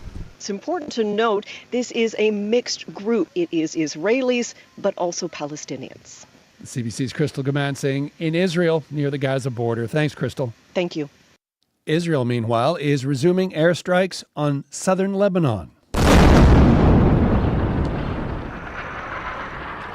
Explosions are heard in Beirut as Israel's military targeted several sites in the capital suburbs. The IDFs say they were underground facilities used by Hezbollah for drone production. The strikes mark the first time in more than a month that Israel has struck on the outskirts of the city. This is the fourth attack since November's ceasefire between the two countries. At least 4 people are reported dead in the latest round of Russian airstrikes on Kyiv. More than a dozen people were injured. Russia carried out the drone and missile strikes a day after Vladimir Putin vowed retaliation for Ukraine's attack on Russian aircraft. Anna Cunningham reports. Air raid sirens sounding across Kyiv. Ukrainian gunfire aimed at incoming Russian drones. Explosions heard throughout the night. By morning, residents like Artem and Daria inspect the damage. Their apartment now a blackened, burnt-out shell. My wife insisted we sleep in the corridor, says Artem. She saved my life, he adds. President Volodymyr Zelensky says almost all of Ukraine was hit with 400 Russian drones and 40 missiles. In Ternopil in the northwest, people are being told to stay indoors as a large fire is dealt with. Ukraine also carried out strikes on Russia overnight, hitting western Russian airfields, targeting fuel reservoirs. President Vladimir Putin had warned Russia would retaliate for Ukraine's major drone attack on Russian air bases earlier this week. Sometimes you're better off letting them fight for a while and then pulling them apart. Says US President Donald Trump. Referring to an analogy about children he says he shared with Putin in a phone call. That view is unlikely to be shared by Ukraine's allies, including Canada, who are pushing to support Kyiv whilst urging Moscow to agree to peace. But after failed peace talks this week, nothing more is scheduled. Anna Cunningham, CBC News, London. In Saskatchewan, where wildfires continue to rage out of control and nearly 1 million hectares have burned so far. There is, though, some good news for some of the communities forced out of their homes. The evacuation order for the hamlet of Evacuee is one of the few to be lifted. The CBC's Alexander Silverman reports. Yeah, but it's good to be home. Lisa Powder and her great-grandchildren are some of the first residents back in Evacuee, Saskatchewan, after an evacuation order forced them to pack up and leave for a week. There's an actual spot in my brother's backyard where there's a spot that burnt. It was so close. Their northern community is still eerily empty. The sky hazy orange and thick with smoke. It was a good stay over there. Sad to come home to see it like this. Helicopters keep flying overhead, and more firefighters than residents are on the village streets, working to put out hotspots. There's nothing but black around here now. Volunteer firefighter Jordan LaValle helped save the hamlet from widespread damage, but the forest around it is charred. LaValle works at a grocery store in LaRange, a town still under an evacuation order, and drove to Evacuee to help when fire broke out. Seeing it burning while I was at work, I don't know, just kind of devastating. Trying to rush as fast as I could. LaValle and his crew got there in time, and the village mayor lifted the evacuation order yesterday. Powder and her family arrived back shortly after. They're some of the lucky few. More than 15,000 people are still out of their homes in Saskatchewan, with no word yet on when they can return. Alexander Silberman, CBC News, Evacuee, Saskatchewan. We'll be getting a better sense of the impact of U.S. tariffs on Canada's job market in just a few minutes. Statistics Canada set to release the job numbers for the month of May, but some Canadians have already been feeling the pressure. That includes residents of the small Ontario town of Lorneal, where 50% tariffs on steel and aluminum are promising to create even more uncertainty. The CBC's Hallie Cottenham has more. The Evacuee rolling mill takes scrap metal and pig iron and turns it into steel used in manufacturing and construction. It employs 500 people, by far the biggest employer in this rural part of eastern Ontario. But when the 25% tariff was applied earlier this spring, 150 jobs were affected. Some were furloughed, some were laid off permanently. Now, a 50% tariff. The union says the company issued a memo this week with few details. There's no real update so far. That's United Steelworkers local president Eric Fournier, a 30-year employee at Evacuee. We have daily phone calls or daily people that show up to my office asking questions on, okay, what's next, what's happening, when's the next meeting with the employer. In this small town, everyone knows someone at the mill. Somebody who's worked there or is getting a pension from the place. Or Christina family is worried for her town and the workers. If it was me, I would be very, very nervous, very upset. industry lobbyists and politicians are stepping up the pressure in Ottawa and Washington, calling for a deal that would reduce or eliminate tariffs and provide support for workers like those at Evacuee. Hallie Cottenham, CBC News, L'Orignal, Ontario. And that is the latest national and international news from World Report.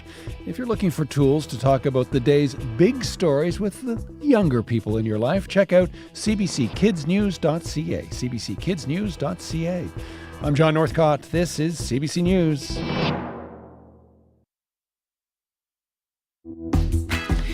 Well, another day and still in a state of emergency across Manitoba. We'll get through it together, and this hour we're going to hear all about how people are stepping up to make sure that families have what they need. I'm Marcy Marcusa. This is CBC. You're on 89.3 FM, 990 AM on that app or on YouTube. It is very smoky across much of the province this morning, including here in the city of Winnipeg. So keep that in mind as you're heading out, or if you're biking, or if you're going to be standing at a bus stop this morning, right, or walking anywhere. And as I've been saying all week, a special welcome to everyone listening who might be here from their communities. Maybe you're waking up in Winnipeg instead of where you want to be. Well, this hour in the program, speaking of help, in a moment, we're going to hear from Rossburg House. They, of course, have been serving this community for some 49 years. But with the wildfire evacuees in the city, staff are planning to expand their services to help some of the displaced kids. So we're going to hear more about that. Also, this hour on this show, Winnipeg police have stepped up patrols around evacuation centers to help keep displaced Manitobans safe. Still, some are worried about people preying on vulnerable families. We heard that yesterday when the Premier was on the show and in studio with us here. We've also been hearing that throughout the news. We're going to hear this morning how Manitoba's Bear Clan is stepping in to help protect evacuees. So they're going to join us live as well on CBC, so stay tuned. Right now, we turn our attention to Heather Wells. She has our news headlines on fires, but also other stories that are developing. Good morning. Good morning. Well, fire departments in southern Manitoba are answering the call to help northern communities save their homes. Morden, Plum Coulee, and Saint Jean-Baptiste recently sent 6 firefighters and a pumper truck to help protect Flin Flon. These 3 communities are part of the Pembina Triangle Mutual Aid District. Northern Manitoba doesn't have an equivalent response system because of geographic barriers and long travel time between communities. A partial evacuation is underway in all 4 Island Lake First Nations. Some 16,000 people live in the area, blanketed right now in wildfire smoke. Grand Chief Alex McDougall says those being forced out are dialysis patients and people with respiratory conditions, but he says they would be able to get medical attention they need if only they had a hospital in the area. I'll be back with more Manitoba news coming up at 7:30. You know, when we were in Island Lake to do Communities in Focus and we were visiting, it was this image that always stays with me in St. Teresa Point, because that's only, you have to get there across the water. You can sort of remotely fly in, but then it gets shut off. It was the dialysis patients exactly you're talking about, getting on like the water taxi to go across to Garden Hill to try to get services. So, I mean, they're really, all those communities are really, it's a short flight away from Winnipeg, but they're remote. And so I can't even imagine what it would feel like coming through that smoke, right? When you're already vulnerable. And they were calling for the hospital then. They're calling for a lot of services that won't cut them off. They had a hydro outage there due to a problem, and then they were like left for weeks to deal with that. Right, so, yeah. We are learning about our most vulnerable in a new way, I think, because of all these fires burning. Every time there's a crisis, right, we learn something else about those needs and how acute they are and why people call to be connected. All right, that's Heather Wells. She's live in our news center.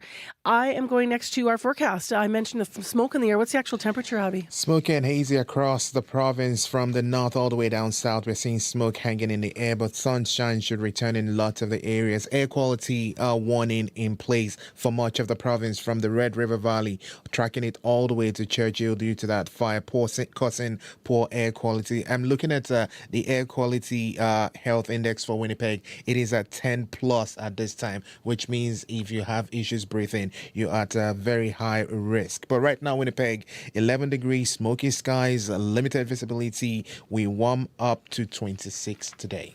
Sierra, how's the commute going out there? So far, no calls on the commuter line. So I assume things are moving pretty smoothly out there. But just some construction to note that popped up yesterday, or started yesterday, I should say.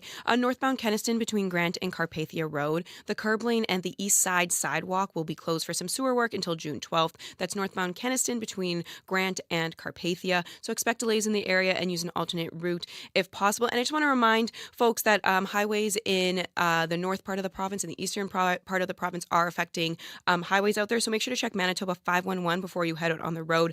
There is reduced visibility on Highway 6 from Grand Rapids to Thompson, and that's also the case on Highway 280 and Highway 373, and Highway 374 to Cross Lake is closed due to a wildfire in the area.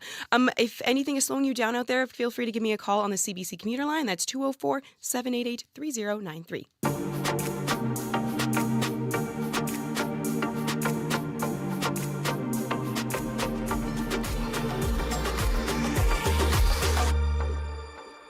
Well, up next in the show, as I mentioned, Rossbrook House has been serving the West Alexander and Centennial neighborhoods and, frankly, all of Winnipeg for nearly 50 years by providing a safe space for at-risk young people.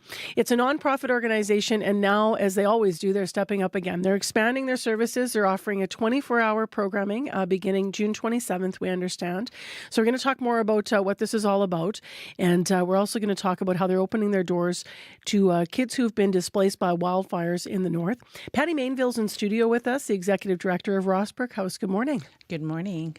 What were you thinking watching all these kids coming south, and fleeing their homes? I was worried because I know that they are being displaced, and that's stressful as it is. And, we see in our building every day the opportunity to offer kids to a place that's safe and a place where they can play and just be kids and maybe experience some activities that they wouldn't normally have access to, such as van rides or going out to the X or going out to activities or parks outside of our community. So when I saw these kids, I thought, they're going to be stuck in hotels and in the shelters. And I thought, to reach out, and I know a lot of people in the community who are doing some great work and other youth serving agencies that are reaching out. So we're just trying to coordinate any way we can to help and offer our assistance. Today I'm driving a couple of groups out to Kids Fest today. So any opportunity, big or small, I think helps, and it goes a long way. There's certain ages of kids, right? Like I know your summer programs for your field trips, meals, safe rides home that you're starting to do or continuing to do are for kids ages 6 to 11, but you have a summer camp for teens as well and drop-ins.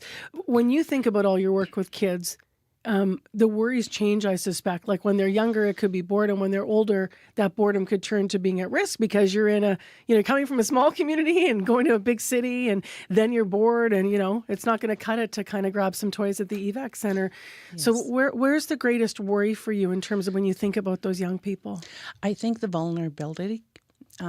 Being in such a big city and not having your support system around or your family members around. We know that our community, our Indigenous community, we have a huge support system within our families, and being displaced like that and being in a big city, there's very little for you to run out and play. So if we could offer even a small bit to small groups, if we all pitch in and do the same thing, we could help support all the evacuees that are here. Do you have a sense, Patty, of the numbers? How many kids you're expecting this summer because of the wildfire? I'm not sure. I'm trying to coordinate with small groups. We only have the capacity in our building for so much, and we have to be mindful of the staff to child ratio to ensure that we provide the best supervision also. But our building is a safe place for kids. They want to come in, our community comes in, and there's a variety of different activities. They get meals and snacks and opportunity to go out for various programming. We have the camp that's happening for 2 weeks. Do you have so for the evacuee young people, it will be, I guess, buses then bringing them from the centers back and forth as you offer activity, or that's still in the development? We're still in the development stages right now. I'm just reaching out to different groups at different hotels. Got it. Right. So. How many young people do you normally serve in the city when you think of in a day? How many kids would you see? In a day, up to 80. Wow. Up to 80 from the ages of 6 to 24 years of age. We're open 24 hours over the summer holiday. We offer a multitude of various activities. We could bring in our building and maybe an additional 40 to be able to program safely. Yeah.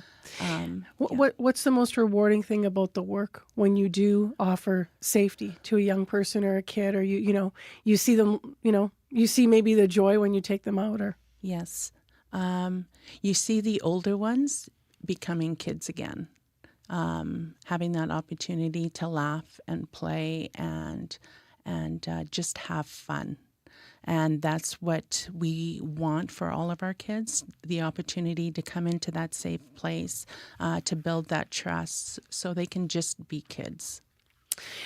Your hours are expanded over the summer months. That is something you've done in the past, I believe, as well. Yes, we're open 365 days a year for 49 years, and we open 24 hours when school is not in session. So on weekends and March break and winter break and anytime school's not in session, we're open 24 hours. So, I've been doing this job long enough to know that I meet adults that talk about being kids at Rossbrook. And they talk about the difference that makes in their lives. You must see that all the time. All the time. I walked through those doors in 1982. So a lot of our staff, I would say about 95% of our staff are past participants. So we hire from within a lot of the time. Or it's very generational also from the community. Yes, so we offer that, and we also have 3 off-campus schools that we host. How do you articulate the difference that it does make in people's lives? It makes a huge impact to have that strong sense of security, safety, and belonging, a place where they can be themselves and they can shed all those worries at the door and come in and just be kids with their friends. I love what you said about watching older teens maybe turn back into kids. I love that. How can people help if they want to donate, or what help do you need to sort of make you're in the planning stages, but to make all this happen for the evacuee young people, what are your needs? Do you need volunteers? We need volunteers, definitely. We need volunteers. We need any kind of summer supplies, activities, balls, sidewalk chalk, bubbles, water balloons, anything like that. We need swimming. We need any kind of passes to be able to bring kids out to various activities in the city. Okay. Where can people reach you if they're listening and they say, I can offer passes, or I've got some things I can donate or buy? Go to our website at rossbrookhouse.ca. Okay, I'm writing that down so I get it right. Anything to add just about maybe a message to the kids that might be feeling a little lost, or their families this morning that might be evacuated from north to south and feeling a little bit lost? Yeah. The community is thinking about you and want to help. We're all coming together, and the whole province is thinking of you, and we want the best for all of you, and we're trying in small snippets in our own little way. So you are not alone. Thanks for coming in, Patty. Appreciate it. Thank you. That is Patty Mainville, Executive Director of Rossbrook House. So they are located at 658 Ross. Rossbrookhouse.ca is where you can go for more information. And most importantly, if you have anything that you can donate or help out as they expand their services to help children who have been evacuated from wildfires with some things to do. As wildfires impact our province, keep up to date with CBC. For the latest information, listen to CBC Radio 1. Visit cbc.ca/Manitoba or the CBC News app. For people who have a limited data plan or are running into spotty mobile service on the road, visit cbc.ca/light. That's cbc.ca/LITE.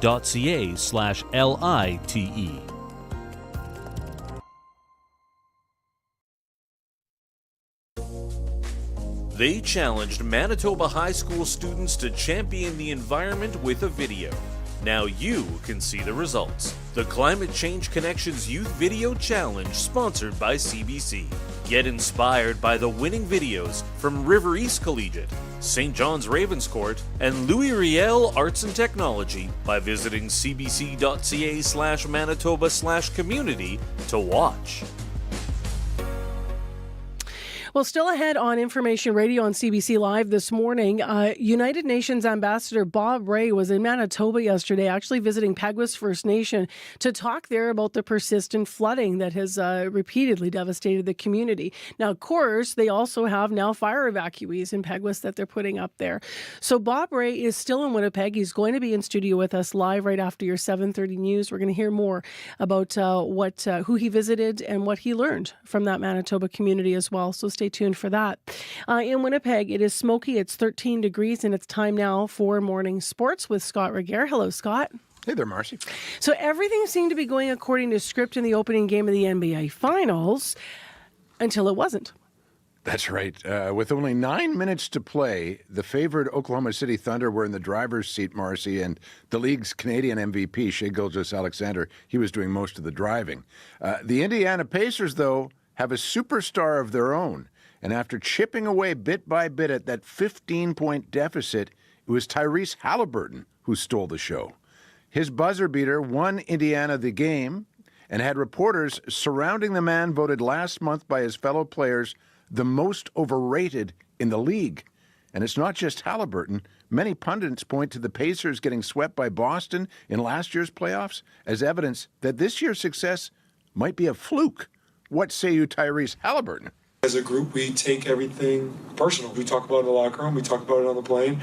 We're a young team, so we probably spend more time on social media than we should.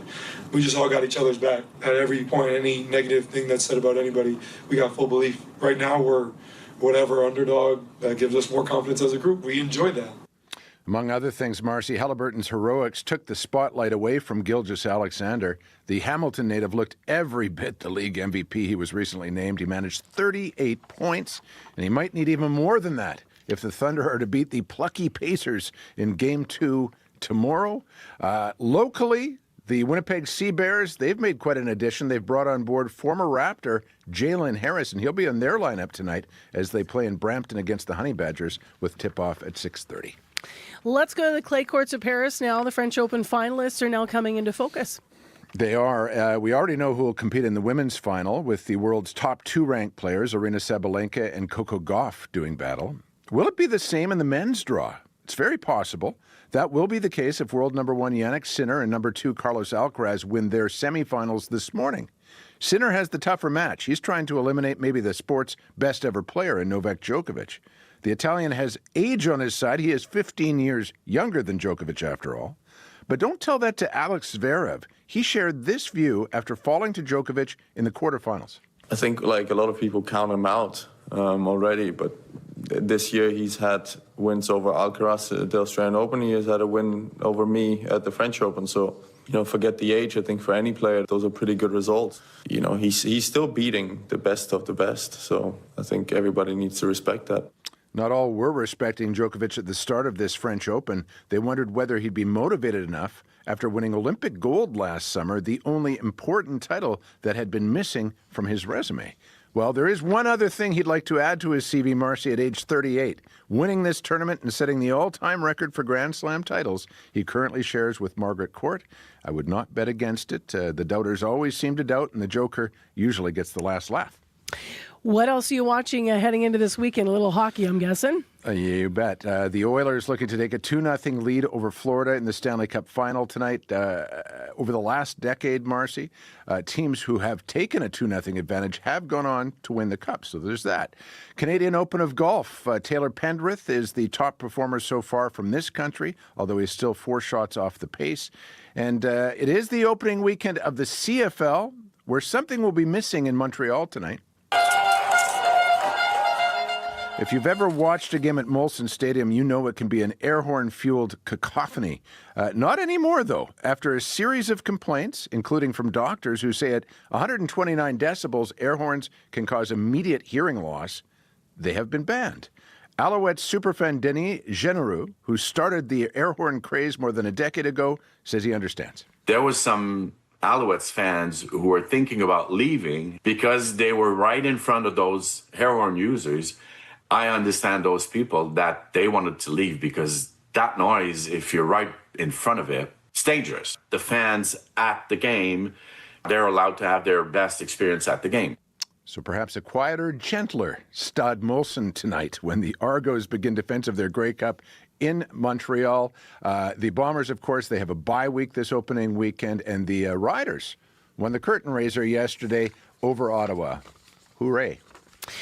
All right, Scott, thank you. Take care. Have a good weekend. You're not going to catch me cheering for the Riders ever.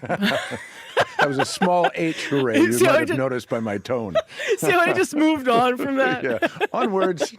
Talk to you next week. You bet. That is Live Sports on CBC with Scott Regehr.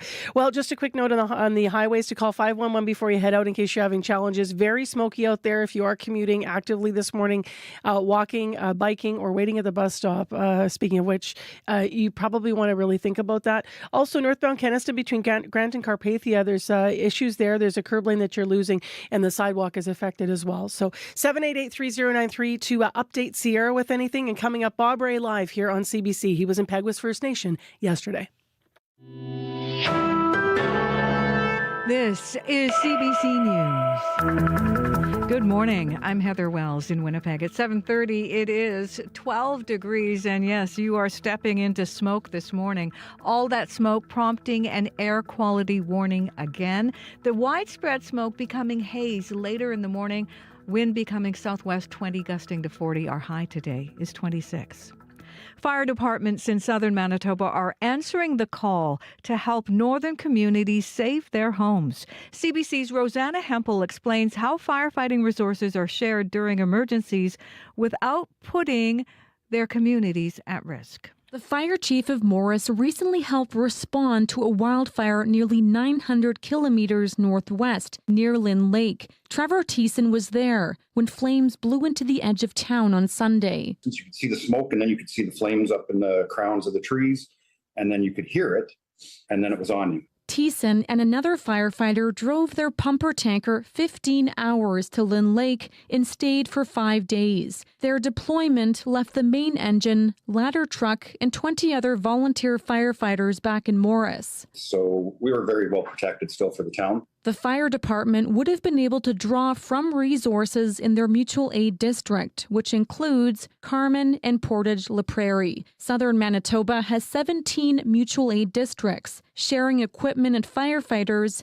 in case of emergencies. Rosanna Hempel, CBC News, Winnipeg. The chief of Pimicikamak Cree Nation says more firefighting help is coming to his community. Chief David Monias says at least 30 structural firefighters are being sent, joined by 6 pumpers, tankers, and command teams. Monias says he's excited help is on the way. We're getting ready for them to make sure that they have a place to stay, make sure they're going to be fed properly, and then they're going to be comfortable. Just these are going to be our heroes that are going to be coming to save our land and our houses and our infrastructure and so forth. Monias thanked local emergency management team and essential services providers during this difficult time. A partial evacuation is underway in all 4 Island Lake nations. Some 16,000 people live in the area, which now is blanketed by wildfire smoke. Grand Chief Alex McDougall says 250 people have been removed from the community so far, among them dialysis patients and those with respiratory conditions.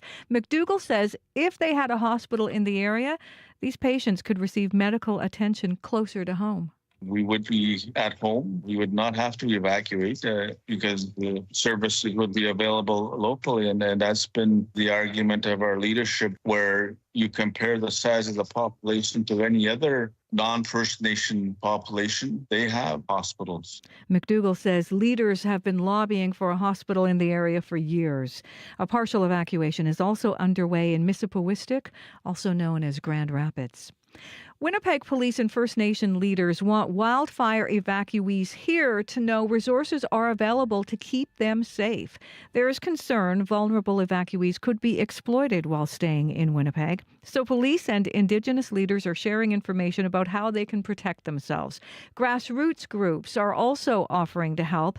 Daniel Hidalgo at Community 204 says young people are welcome in their drop-in space. And play some video games and kind of access the internet and play on some computers in an environment. They can do that. We also have 3 or 4 outreach vehicles. So, we could take some families to the Forks or to Assiniboine Park.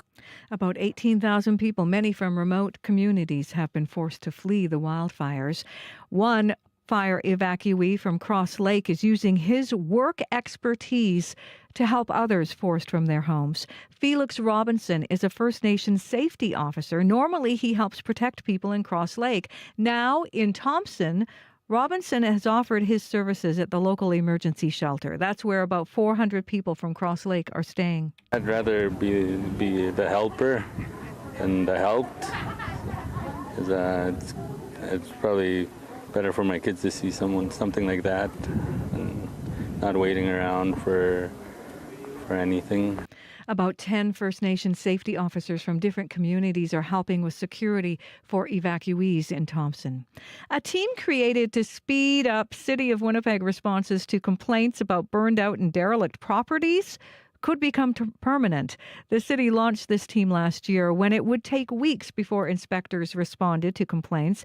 Now, a new report says these teams are responding with initial inspection within a day.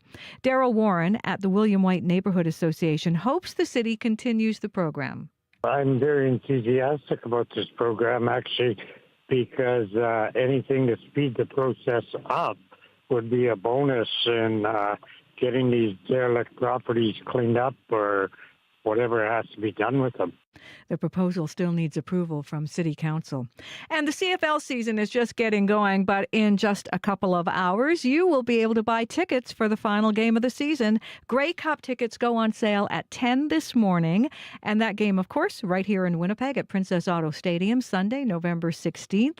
Wade Miller at the Winnipeg Football Club says this is more than a game. It's a week-long celebration of Canadian football, culture, and community. You can find more news updated throughout the day at cbc.ca/Manitoba. I forgot entirely that that's happening here. Oh, yeah. Isn't that right? Yeah. I think a lot of us wishing that maybe our Blue Bombers were maybe in a little bit better position to go in, but we'll see how their season goes. Yeah. And I would say, those tickets are probably going to be pretty hot. Get them fast. Oh, yeah. Right. All right. Thank you, Heather. Thank you. So nice to be reminded of all those different things. The CFL, of course, opening last night. We heard that in Morning Sports with Scott Regehr.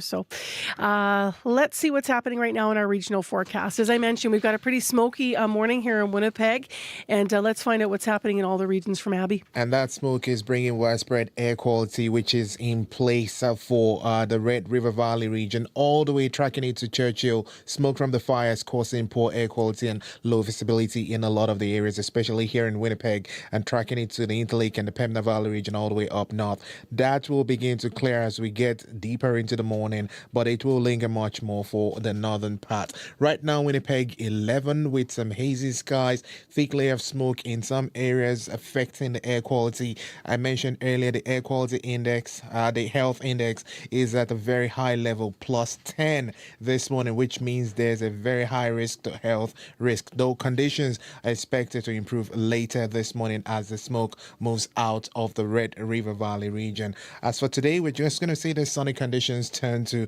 more of a mix of sun and clouds, and we will be warming to 26 degrees. Other regions down south, we're seeing temperatures between 7 and 16, warming to 26, and up north, the powerful influence Thompson Churchill, smoky and cool this morning, temperatures between 7 and 12, and we'll see highs close to 22 degrees this morning. But down south, we're seeing the smoke. It's going to clear as we get into the morning. All right. Thanks, Abby. Thank you. Let's get into what's happening in the traffic and commuting situation with Sarah Sanders, who's popped into the studio. What's going on? Still very quiet on the commuter line. I'm assuming things are moving smooth out there, but as I've been reiterating throughout the show, there is some construction that started up yesterday. Northbound Keniston between Grant and Carpathia Road. The curb lane and the east side sidewalk will be closed for sewer work, so you're losing a bit of lane there. So you can expect delays in the area, and would suggest to use alternate routes if possible. And another reminder, wildfires in the eastern and northern parts of the province are affecting travel. There's reduced visibility due to smoke on Highway 6 from Grand Rapids to Thompson. That's also the case on Highway 280 and Highway 373, and Highway 374 to Cross Lake is closed to wildfire due to a wildfire in the area. So make sure to check 511 if you're getting out on the road this weekend. And if anything is slowing you down out there, you can give me a call on the CBC commuter line. That's 204-788-3093. All right, thanks, Sierra. Sierra Sanders with our update there. It's 21 minutes to 8 o'clock. Just briefly, because it's Friday, I'm going to mention this because if you are thinking, weekend mode, June, closed parks because of fires, right? So Baker's Narrow, Grass River, Manigatogan River, Nopaming, of course, that huge blaze still burning there.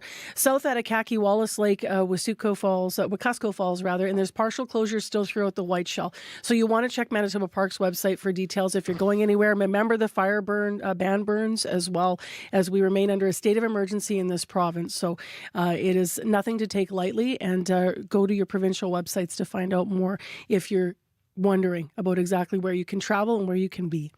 Well, next on the show, as those wildfires continue to rage in Manitoba, Canada's UN Ambassador Bob Rae has been in Manitoba. He spent the day actually yesterday visiting Peguis First Nation, which is no stranger to natural disasters. Before taking his position with the UN, Bob Rae served, of course, as interim leader of the Liberal Party of Canada and also was Premier of Ontario.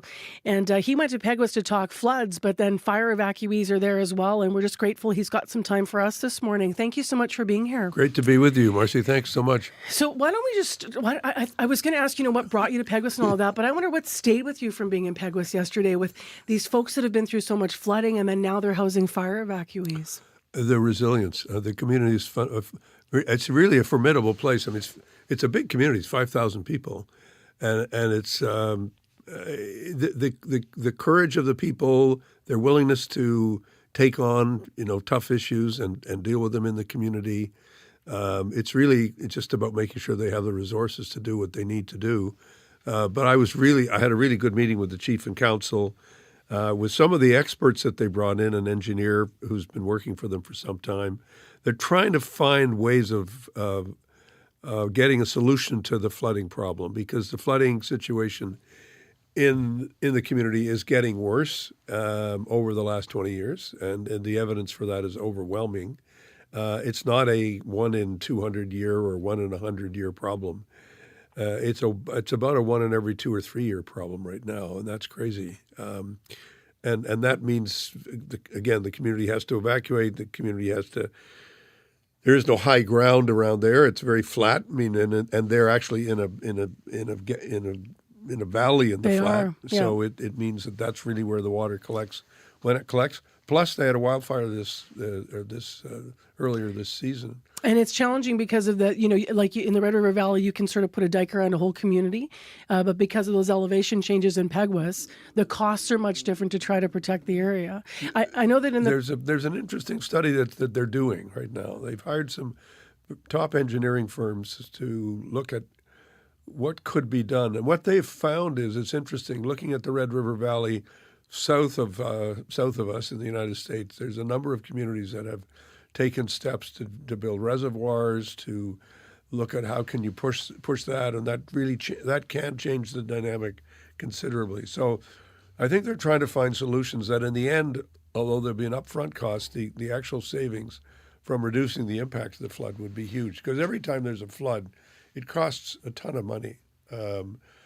Of money from the federal government, because it's their responsibility, and it also costs the province a lot of money. So they're putting together a team. I was very impressed with the team that they've got, and the determination of the community, the real leadership, which happened. I saw it in New York because Mike Sutherland, who's sort of the guy who coordinates all these special projects, former council member, came to see me in New York during the Indigenous Forum, which is a 2-week event where Indigenous communities from around the world gather to talk about the UN Declaration and talk about a whole bunch of issues that are affecting them.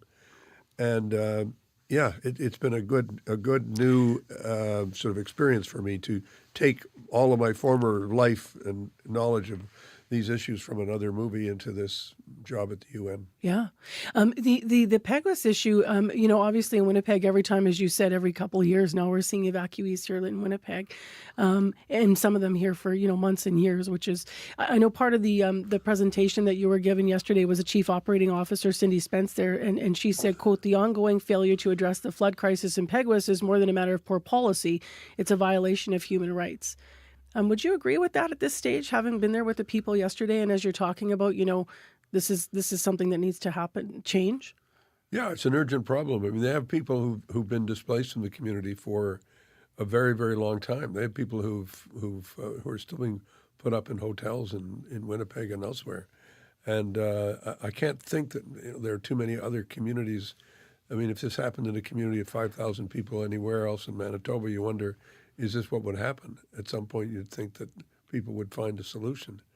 And that's why I think it's important to look at what are the most cost-effective solutions from an engineering point of view that you can find. And the idea that the problem is not solvable or there's nothing we can do about it is not true. There are things that can be done.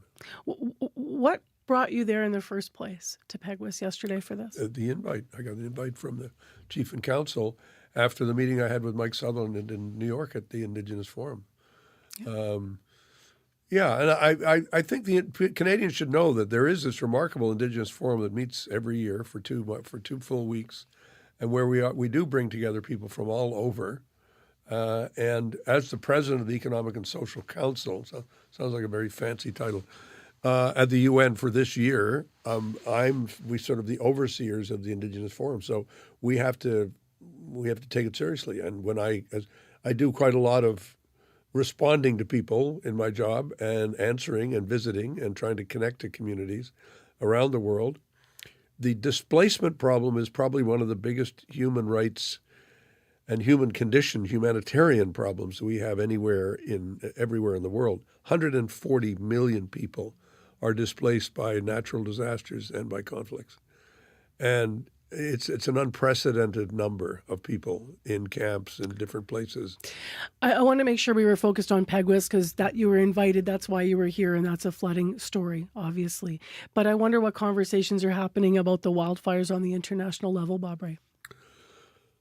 Well, a lot. I mean, we had them in Quebec 3 years ago, and the impact in New York was very real because the wind was coming straight down, and so New York became quite dark for a few days and hard to breathe. But more than that, than just sort of the personal impact, I think we all understand that the forest fires that are happening in Canada are a serious reflection on the impact of drought and the impact of a lack of rain in many different communities, but also just how dramatic these fires can be and the impact can be on a country like ours. But it affects many others. I mean, flooding in the United States, in forest fires in Los Angeles. You have many different examples around the world where natural disasters are becoming more violent, more impactful in terms of how they affect people, the extent to which they affect people. And notwithstanding what Mr. Trump might say, there's no doubt that they have a relationship to climate change. Listeners have been screaming at me, actually, to have the climate change interview out of the wildfires. We've been doing the emergent situation and the needs and such, but some people have been saying, to your point about people being displaced around the world, that when it comes to fires, we actually shouldn't be using the term evacuees. We should be using the term climate refugees. What are your thoughts on that? Well, I mean, that's a term that courts around the world have started using. I don't think there's any question that we're seeing a huge number of internally displaced people in our country who are being displaced by natural disasters that have become more serious because of climate change. I think the evidence for that is overwhelming. And what we need to understand as Canadians is we're not immune from the problems that affect the rest of the world. We might like to think, oh, this is a local issue, it just affects us. You say, no, this is actually a global issue that affects us locally. That's what it is. That's the meaning of globalization. That's the meaning of climate change. And that's the impact that it's having. May I ask you, because you're here, about something that's leading the news today, across the country, which is the Liberal government poised to table this bill, knocking down interprovincial trade barriers. I appreciate that you're in your new role, but as a former Premier of Ontario next door here, I can't resist asking what you think the opportunity could be for Manitoba, knowing how goods move back and forth. What do you think that? Well, do you think it's a long time coming? Like, is it something that in your time you would have loved to have seen? Well, we saw some of it. We did see a reduction in trade barriers, but it was slow, and the process that was created was the best we could do at the time. But there was a lot of resistance in a number of different provinces to, for what that could possibly mean to them. And so we were able to get an interprovincial trade deal done in the 1990s, but it wasn't enough, and it didn't go far enough. And so I think what's happened as a result of the difficulties we're having with our southern neighbor, that this has forced us to think long and hard about what are the steps we can take to deal with a problem that's within our grasp.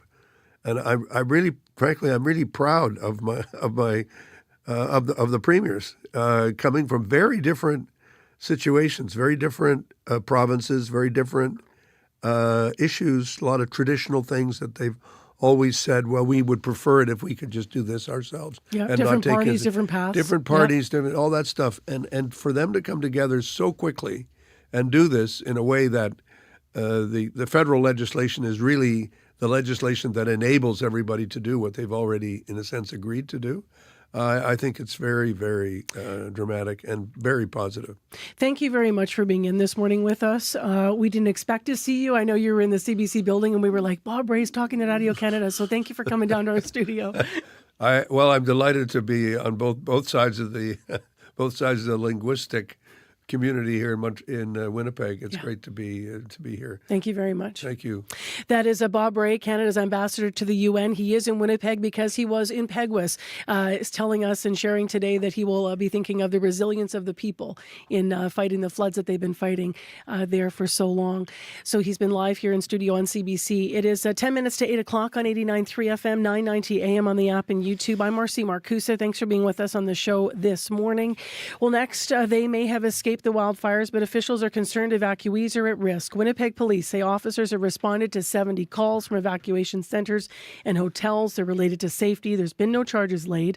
Police say they've increased patrols to help wildfire evacuees feel safe. It's a step that's necessary, according to MKO Grand Chief Garrison Settee. Yesterday in a news conference, he spoke about how evacuees have been targeted in the past. Well, this is not the first evacuation of our people into the city, and we have heard stories from previous evacuations that there are people going around trying to find people to sell drugs to. There's a lot of people that are traumatized, and they're dealing with that stress and also being displaced from their own community. And a lot of people have never been in a city like this, and there's a lot of fear, apprehension. Meantime, North and Thompson Mayor Colleen Smook told CBC there's already been several complaints there about those staying in the shelters. We actually had, cabs bringing liquor into the parking lot and trying to sell it, or people with drugs and that. So people, trying to get young girls, to take them for a ride or invite them to parties and things like that. Definitely all things that we don't need up here on any day, never mind with our evacuees being so vulnerable at this time. Mayor of Thompson, Colleen Smook there. Now, the organizations like the Bear Clan and Downtown Community Safety Partnership, as we heard from the Premier yesterday on CBC, have teamed up with Winnipeg Police. They're all helping patrol in the areas in and around evacuation centers and hotels. Bear Clan CEO Kevin Walker is here to talk more about that. Good morning. Good morning. Thanks for having me. Thanks for being here. So what's it been like for you guys doing this work around the evac centers? It's been very hectic, I guess, with the influx in people coming to the city. A lot of people haven't been to the city before, maybe first time. So we're offering, what we do downtown, regular patrols, plus, giving people and engaging with them and trying to give them directions throughout the city. What are some of the things that you're helping with? Because as you said, we have to remember people are coming from small communities where, they're beautiful, in many cases, communities where you're walking freely, everybody, you're in a wild area that's just beautiful. So the city environment would be so different. What are you trying to help people with to understand? It would just be for us to make those connections, to let the people know that we're around, we're a presence, that they can count on us if they have any questions and concerns. They can come and talk to us. We can help them with some minor medical stuff, things like that, directions, and just advice if they need. Yeah. To the safety issue, which we've done a lot of reporting on, and the Premier spoke to yesterday, what have your patrols been hearing and seeing around the evacuation centers of concern? Oh, I guess there's a lot going on with the influx in people coming to the city, that there's going to be some of the problems that are already existing in the city. So we're trying to just kind of curb some of those activities and some of those problems that we're seeing along the way. Like what? Because I know that we've heard that there's even people that are like preying on evacuees. Yeah, I think there's some exploitation and probably some drugs that are happening throughout some of the locations. So we are working with DCSP, Downtown Community Safety, to bolster some of the patrols in the downtown areas. And then we're working with a Red Response crew. They handle more of the exploitation side of things and what goes on with that. Our reporter, Brittany Greenslade, who is obviously the anchor of our television news, came back from Thompson, and she said there were elders outside the evac center. They were kind of on this 24-hour watch. I hope I have that right. They were in the evening. And so it was like if on the other side, a young bored, person, we can imagine this, young bored teen might slip out. The elders were like, back in there with you. What's the nature of how community's helping community, and, how you're trying to support that? I think the youth probably would be the most vulnerable, being from the smaller reserves throughout Manitoba, coming to the city. Lots of distractions here, lots of things that they can see. And, some of them obviously coming from a rough situation up there right now with the wildfires going on. They might find that Winnipeg has some of those distractions, and we just want to make sure that everybody's safe. Yeah. Why do you think evacuees in particular are so vulnerable to being preyed upon? Beyond youth, what other groups are you most worried about here? Women as well, obviously, is a main factor as well, just because of some of the things that do go on throughout the city with exploitation and things like that. So we're going to keep an eye on that regards, and just trying to make sure that their stay is a welcoming stay, and that they have the proper resources that they need. Kevin, are police around these centers? I mean, maybe this hasn't happened yet, or maybe you haven't witnessed this, but I'm just wondering, if someone is clearly, for lack of a better term, shady, and they're hanging out, and you know they're not supposed to be there, so they're there for no good reason, like they're going to either be preying on someone or doing something with drugs, or they shouldn't be there at the evac center. Are police able to sort of make arrests, send people away, or what have you been witnessing in that regard, or is it all sort of a little bit more subtle than that? I think some of the groups that are already patrolling in those areas are trying to curb some of that activity. There's many groups out there that are doing great work. I'd like to just acknowledge that. Please. Many of them are working hard to get food resources to people, clothing donations, things like that. We're taking donations as well. But I think the main thing is just to make sure the safety of the people coming in from some of these northern reserves that haven't had much experience in the city. So. Yeah.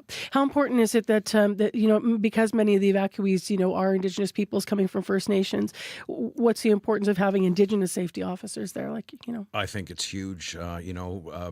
It's anywhere if you're from a displaced community and you come into the city, it's always nice to have that friendly, welcoming face, familiar, and some of our values are the same, and we can negotiate some of the issues that they may have and some of the concerns. Thanks for the work that you're doing. Thank you for having us. Thanks for being here. Miigwech to you. That's Kevin Walker, CEO of Bear Clan. We've been covering this week a lot of the aspects and ways that community organizations like Bear Clan, but also like police and other volunteer and nonprofits have been coming together to try to wrap really their arms around evacuees in the many ways and keep them safe here while they're in Winnipeg and in other communities as well. For some of that reporting, by the way, I mentioned Brittany's reporting out of Thompson. You can check cbc.ca/Manitoba. Let's go to Heather for our headlines. Good morning. Well, a partial evacuation is underway in all 4 Island Lake First Nations. Some 16,000 people live in the area. It's blanketed by smoke. Grand Chief Alex McDougall says those being forced out are dialysis patients and people with respiratory conditions, but he says they could get the medical help they need if only they had a hospital in the area.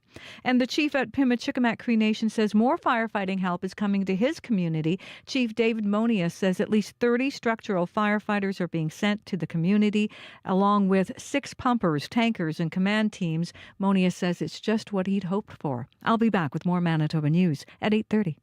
Thanks, Heather. It is smoky and 13 in Winnipeg. We do have an air quality advisory again for Winnipeg, Victoria Beach, up around Steinbach, Thompson, all of those areas and swaths of areas. So there's lots of smoke to contend with today.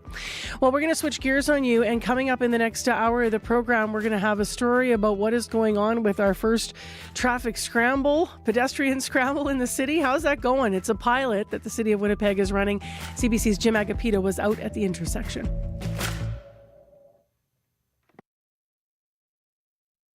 Q with Tom Power. Cynthia Erivo had a huge year after starring in the film Wicked, but now she wants you to get to know the real her without the green makeup and without the character. Cynthia will be here to tell you about sharing her story through music and why she wanted to be open about her flaws, too. I wish I was honest for a moment. That's coming up on Q, followed by Commotion with Elamine Abdel Mahmoud on CBC Radio 1, the CBC Listen app, and everywhere you get your podcasts.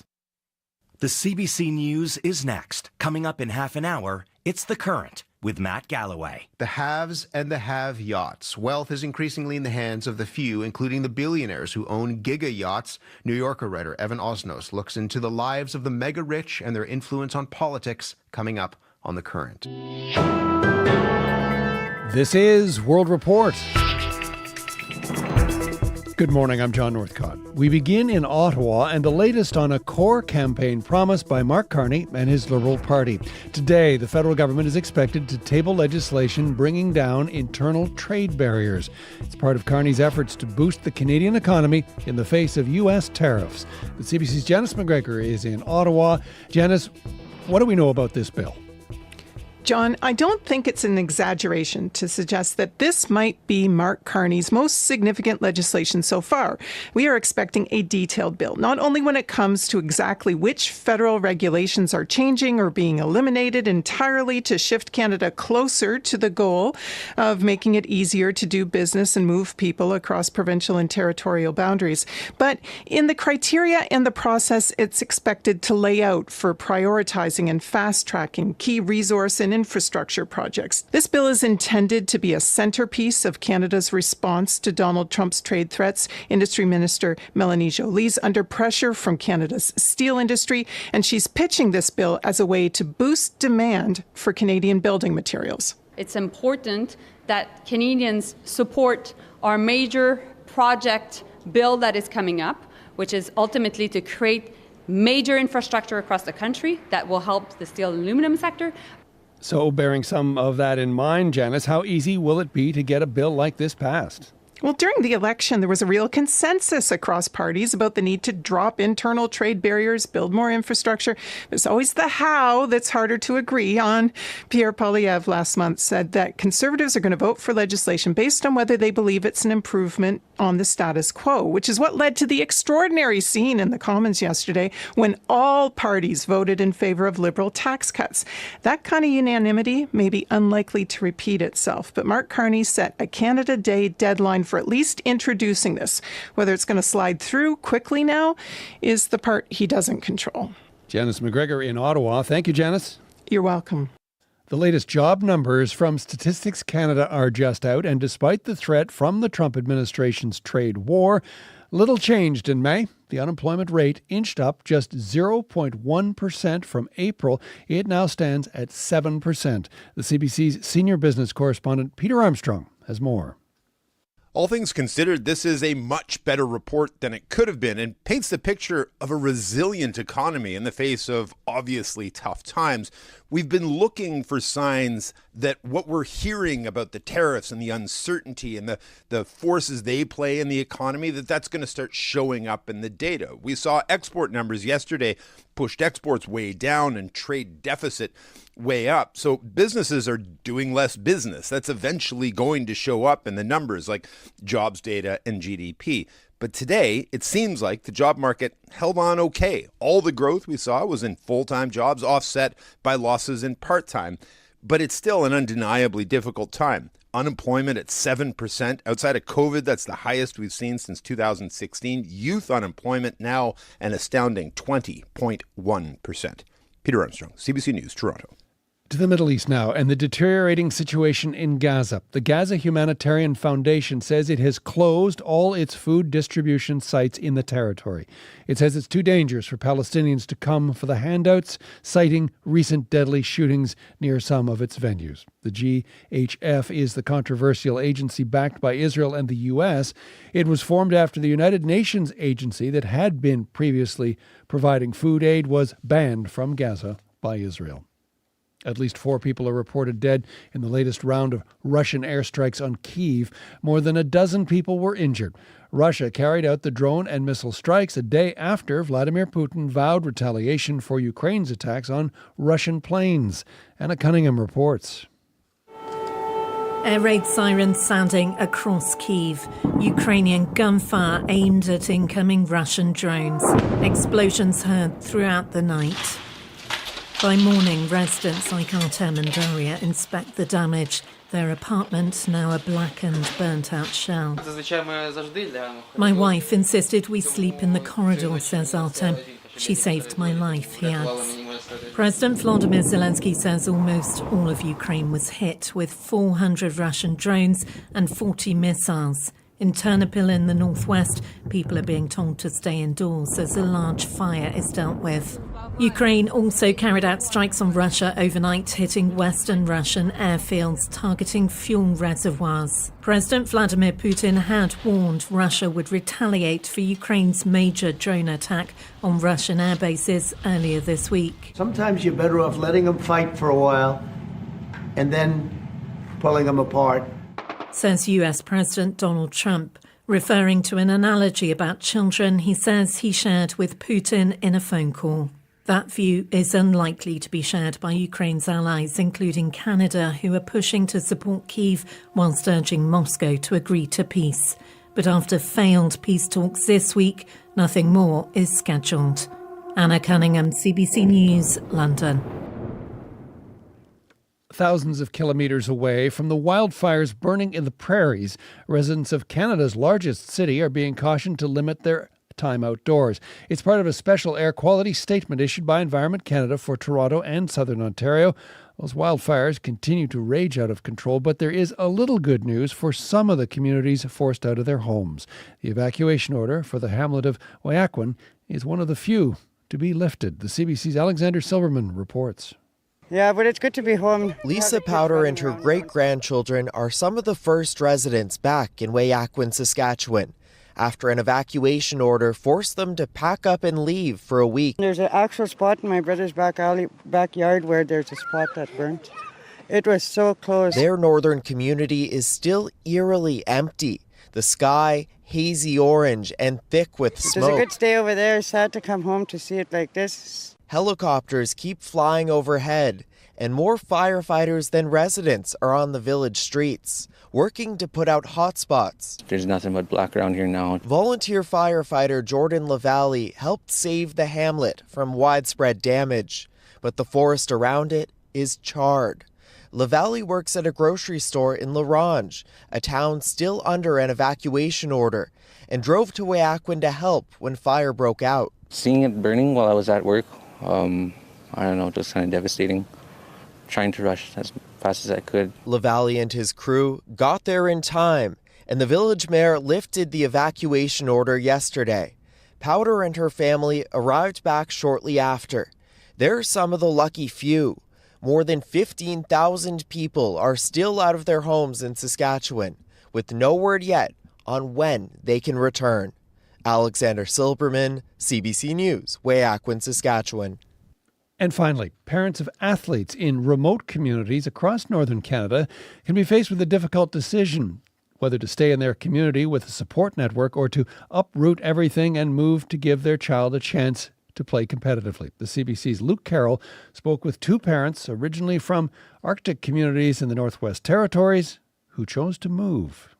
I mean, obviously, it's not an easy decision to uproot your whole family and relocate to a new surrounding. Chris Grubin moved 12,000 kilometers south last year from Inuvik, Northwest Territories to Whitehorse, Yukon, so his 13-year-old son, William, could play for the Whitehorse Mustangs. This is a competitive hockey team that travels for tournaments. Chris says they chose Whitehorse for its relative proximity to Inuvik via a highway, and Whitehorse's reputation for developing high-level hockey players, like Ottawa Senators forward Dylan Cousins and Canada World Junior hockey player Gavin McKenna. But for William, leaving home was still difficult. When we first moved here, I missed my friends, my family, everything there. But as soon as we started to settle in, it's been all right. But William did have at least one friend waiting for him in Whitehorse. He's like one of my closest friends so far. That's Evander Jerome. He's also from the Mackenzie Delta and plays on the Whitehorse Mustangs. Jerome's family moved in 2017 from Fort McPherson, a community of around 750 above the Arctic Circle. Gary Jerome is his father. He's Gwich'in and says leaving was a sacrifice. It's leaving the bush life, right? It's leaving the traditional life of hunting, trapping, fishing. Evander says his dad will still drive him to their traditional lands to learn those things. But if Evander and William keep excelling at hockey, they may need to move further away for more competitive programs. This is something Chris says they're preparing for. Allowing your children to have these opportunities doesn't come without sacrifice. Luke Carroll, CBC News, Yellowknife. And that is the latest national and international news from World Report. For news anytime, go to our website, cbcnews.ca. I'm John Northcott. This is CBC News.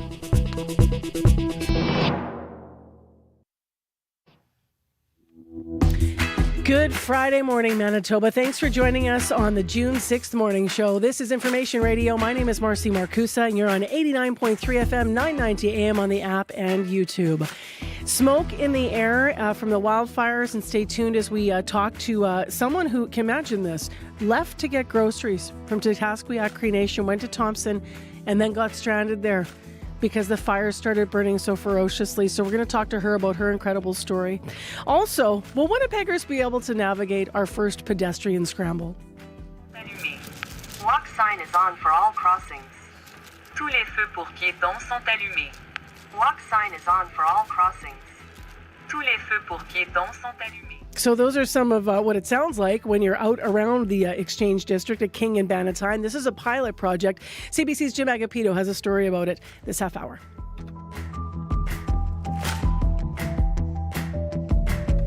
Right now, Heather Wells has other stories and developments in the news this morning. Good morning. Well, the province of Manitoba and the College of Physicians and Surgeons are smoothing the way for U.S.-trained doctors to work here. The NDP government has approved changes to some of the college's regulations. That means physicians from the United States can apply directly for a full license to practice here. And the latest jobless numbers are out, and Canada's national unemployment rate rose to 7% in May. Here in Manitoba, unemployment is also up to 5.9% in May. It had been 5.3%. I'll be back with more Manitoba news at 8:30. Thank you, Heather. You're welcome.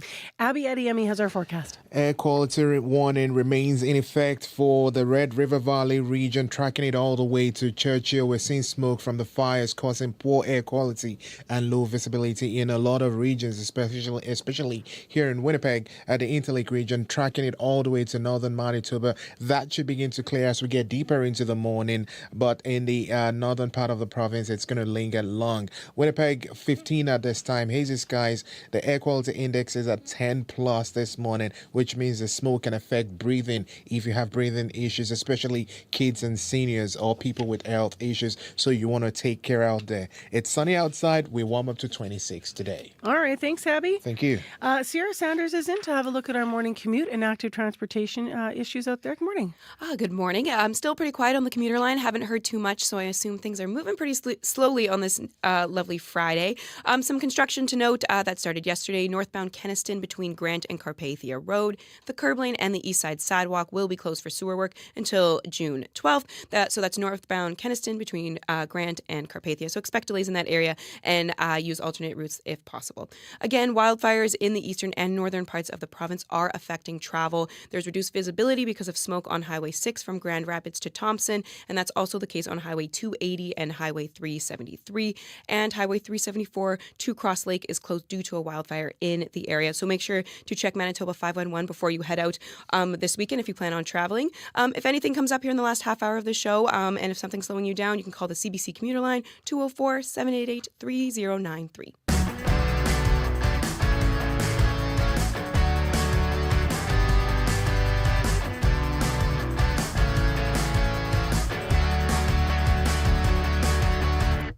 Well, yesterday, right around this time, we were talking to a resident of Snow Lake who talked about having time to pack up her RV and to leave because that community, of course, is under voluntary evacuation right now.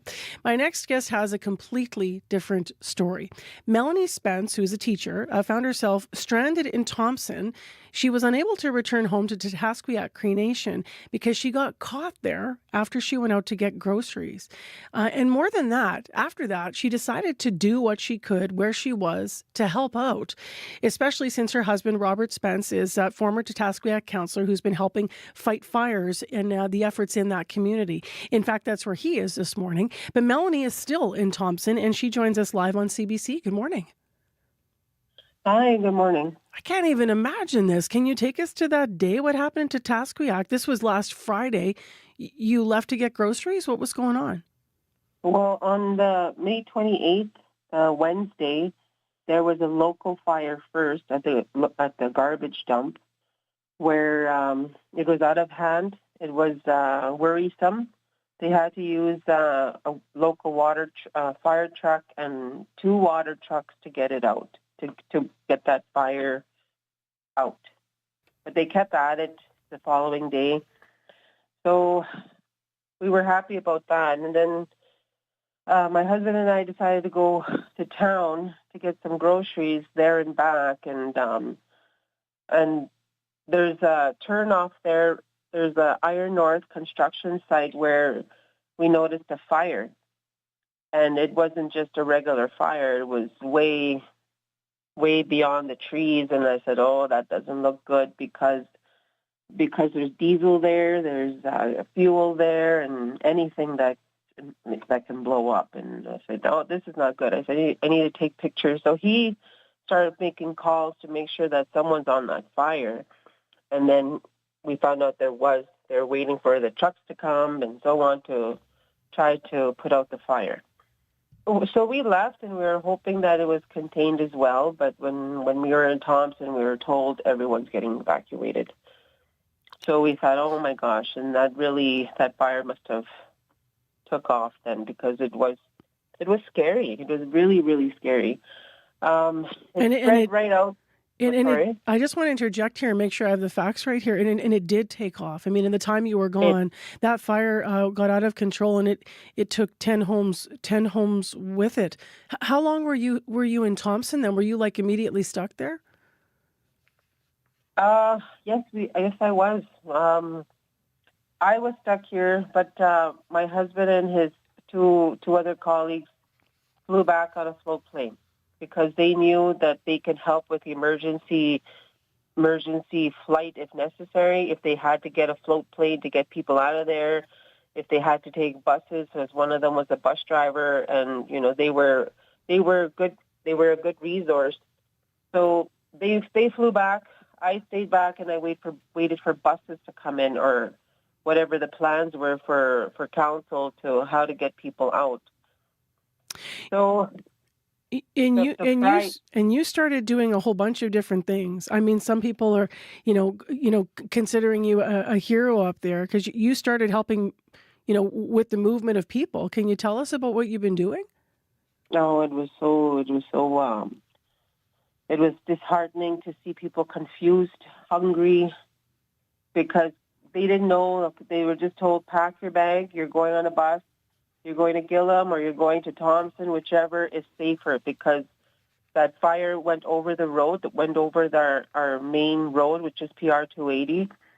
So most people ended up going to Gillam. Then they flew from Gillam. But there were cots there. I think a couple of days, but most of the people had to be put on trains or planes. And if there was an opening for PR 280, they would get escorted out 6 at a time. When it was better, 20 at a time, because they really had to get people out. And my daughter was one of them with her children, and she said you could feel the heat in the vehicle when you're in this line trying to get out. That's so scary. And she took pictures of fires along the way, and it was scary. It was. Your efforts helped, I understand, with different, 8 families, at least from evacuation shelters. Because you witnessed some things in the evacuation shelters, you felt motivated, I understand, to try to help move families into hotel rooms. What were you seeing in the evac centers that made you spring into action to try to coordinate that effort? Well, from the second day when the buses started coming in, there was infants, newborn babies that were being carried. That worried me because they're going to cots. It's either at the TRCC in Thompson or Nelson House on cots. There's no hotels in Nelson House. So I know the hotels. I know Red Cross is trying their best to register people, but they weren't. I don't know. I can't speak on behalf of Red Cross, but there were some hotel rooms. It's just a slower pace for them to get them in hotel rooms, I guess. So by the middle of the week, I was phoning hotel rooms to see if there was vacancies, and they did have for the first couple of days. But after 3-4 days, there were no vacancies. So I know the hotel rooms were full, and more people from Cross Lake were coming, and Pugatawagan. Everybody was dispersed, displaced, and there were families crying, not knowing where to go. And on these buses, I would say if you don't have anybody to go to in Thompson, I suggest you stay on a bus or you go to TRCC or Nelson House. That's your choices right now till things get better. What is it, Melanie, that makes you? Is it the teacher in you that helps you that made you spring into action? Imparting information to people, helping people move, and then physically actually calling hotels and moving individual families into hotel rooms where you could help. Do you think it's the teacher in you that's motivating you to spring into action like this? Most definitely. And because I have compassion for our people, it doesn't matter who they are. I offer guidance and help coordinate people. And if there's any questions they have, go get your red card. And then these are the places to eat, see where you could sleep for now. But I said the headquarters right now for Split Lake is Wawate. Wawate is band owned. If you don't know if you're lost still, you come here and you come ask questions. The helpers here will help answer those questions. And because of the plea for help for infants that are still sleeping on a cot, I made a public post on social media, Facebook, needing help for infants to get them in hotel rooms. Because I don't have access to that. I'm not working with Red Cross or ISC or anything. But I would like help with our local people, right? To you, that's one of organizations. Yeah, to you, that's one of its. KTC reached out to me. They even called me.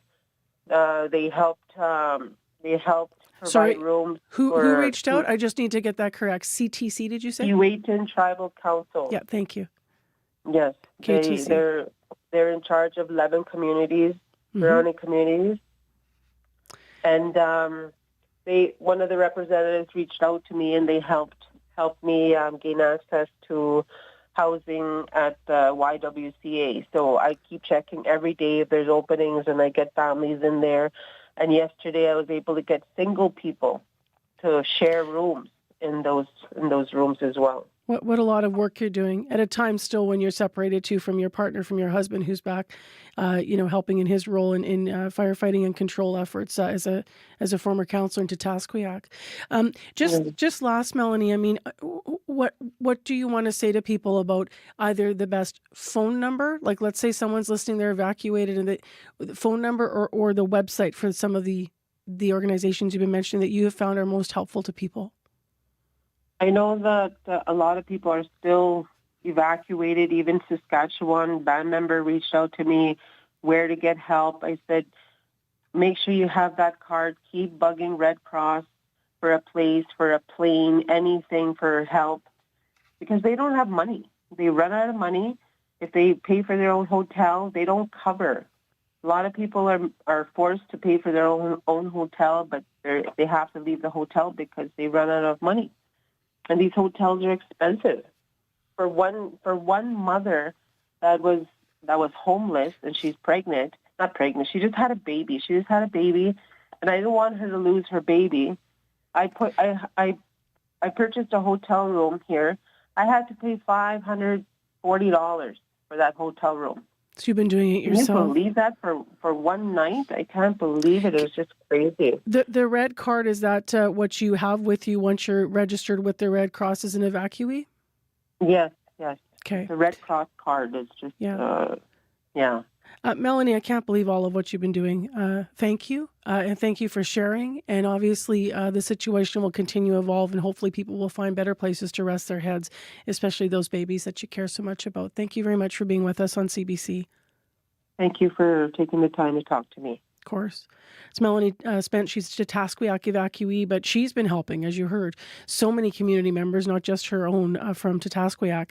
Robert Spence is her husband. He's a former counselor there. He's been helping fight the wildfires, and he does remain in community. I do want to mention yesterday, the Premier was here talking about a portal, what you can do, where you can find information. So 211 is still in effect to help people if you want to call, but also please go to our website, cbc.ca/Manitoba, to see more about the services that are developing and evolving to help evacuees. The 2025 Inspire Awards, Vision and Visionaries, celebrating Indigenous excellence and sharing remarkable contributions of First Nations, Inuit and Métis people in Canada. 12 outstanding Indigenous achievers will be honored in a unique viewing experience, blending live action and animation, showcasing their accomplishments and cultures through a cinematic journey. The 2025 Inspire Awards, Saturday, June 21st at 7 p.m., 8 Atlantic, 8:30 in Newfoundland on CBC and CBC Gem. Walk sign is on for all crossings.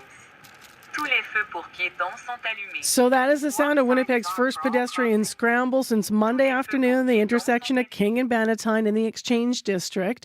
It has been implemented there as a pilot. The city says the scramble signal stops vehicles in all directions once per cycle. It allows pedestrians to cross in all directions, including diagonally. But while you can walk across any side of the intersection during the scramble, pardon me, I think I got that incorrect then. According to our reporter that was on scene, you cannot go diagonally. CBC's Jim Agapito went to King and Bannatyne to see what people think of this. Hi, what's your full name? Celeste Prodon. You just went through a traffic scramble. Tell me, what did you think about that? I have no clue what that is. I was like, what is this traffic scramble? What is it?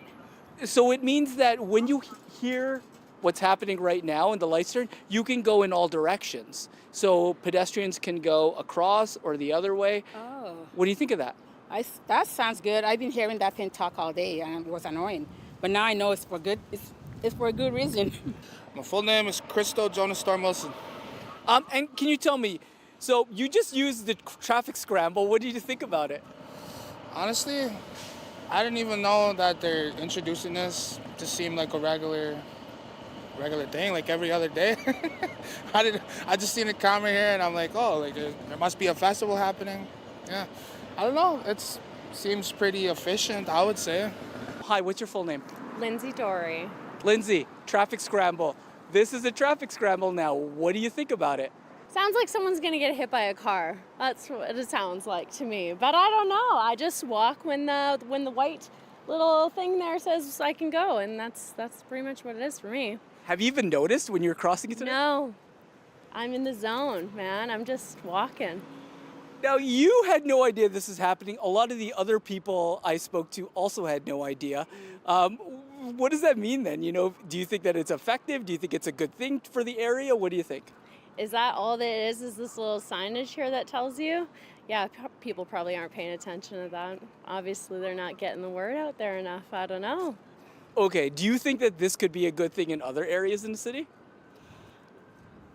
I mean, I don't really know the difference between the other way and this way, to be honest with you.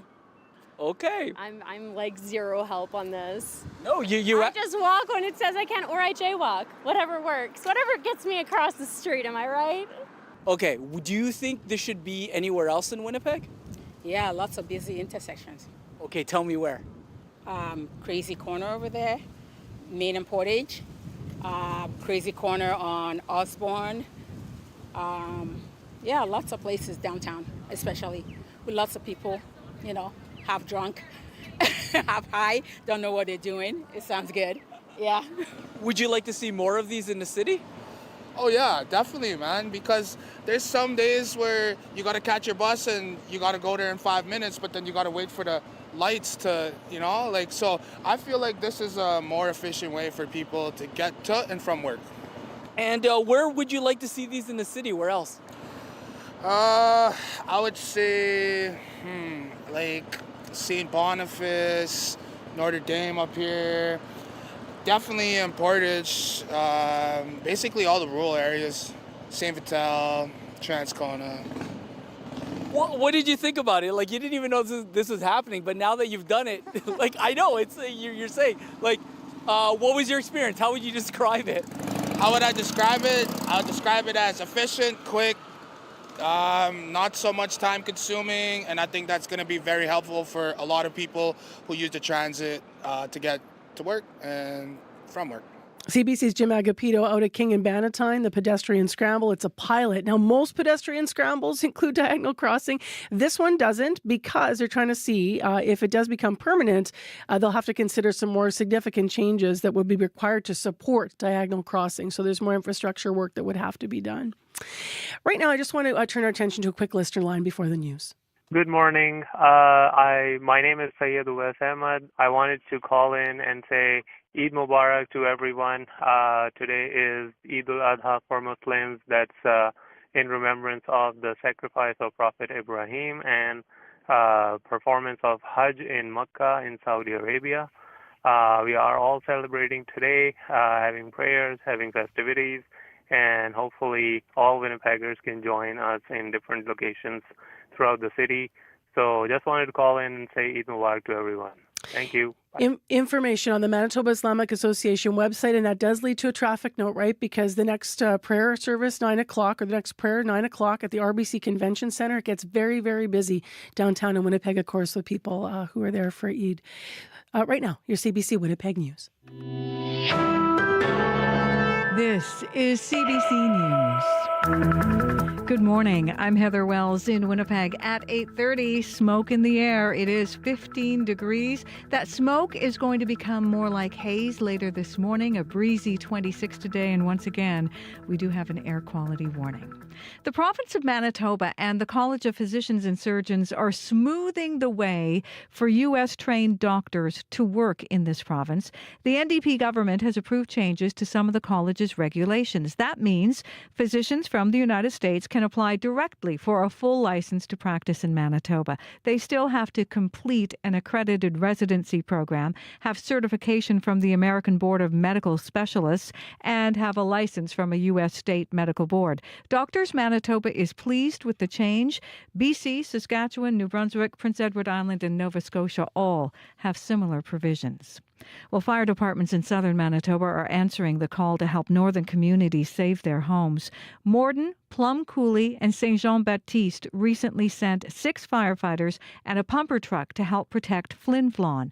These 3 communities are part of the Pembina Triangle Mutual Aid District.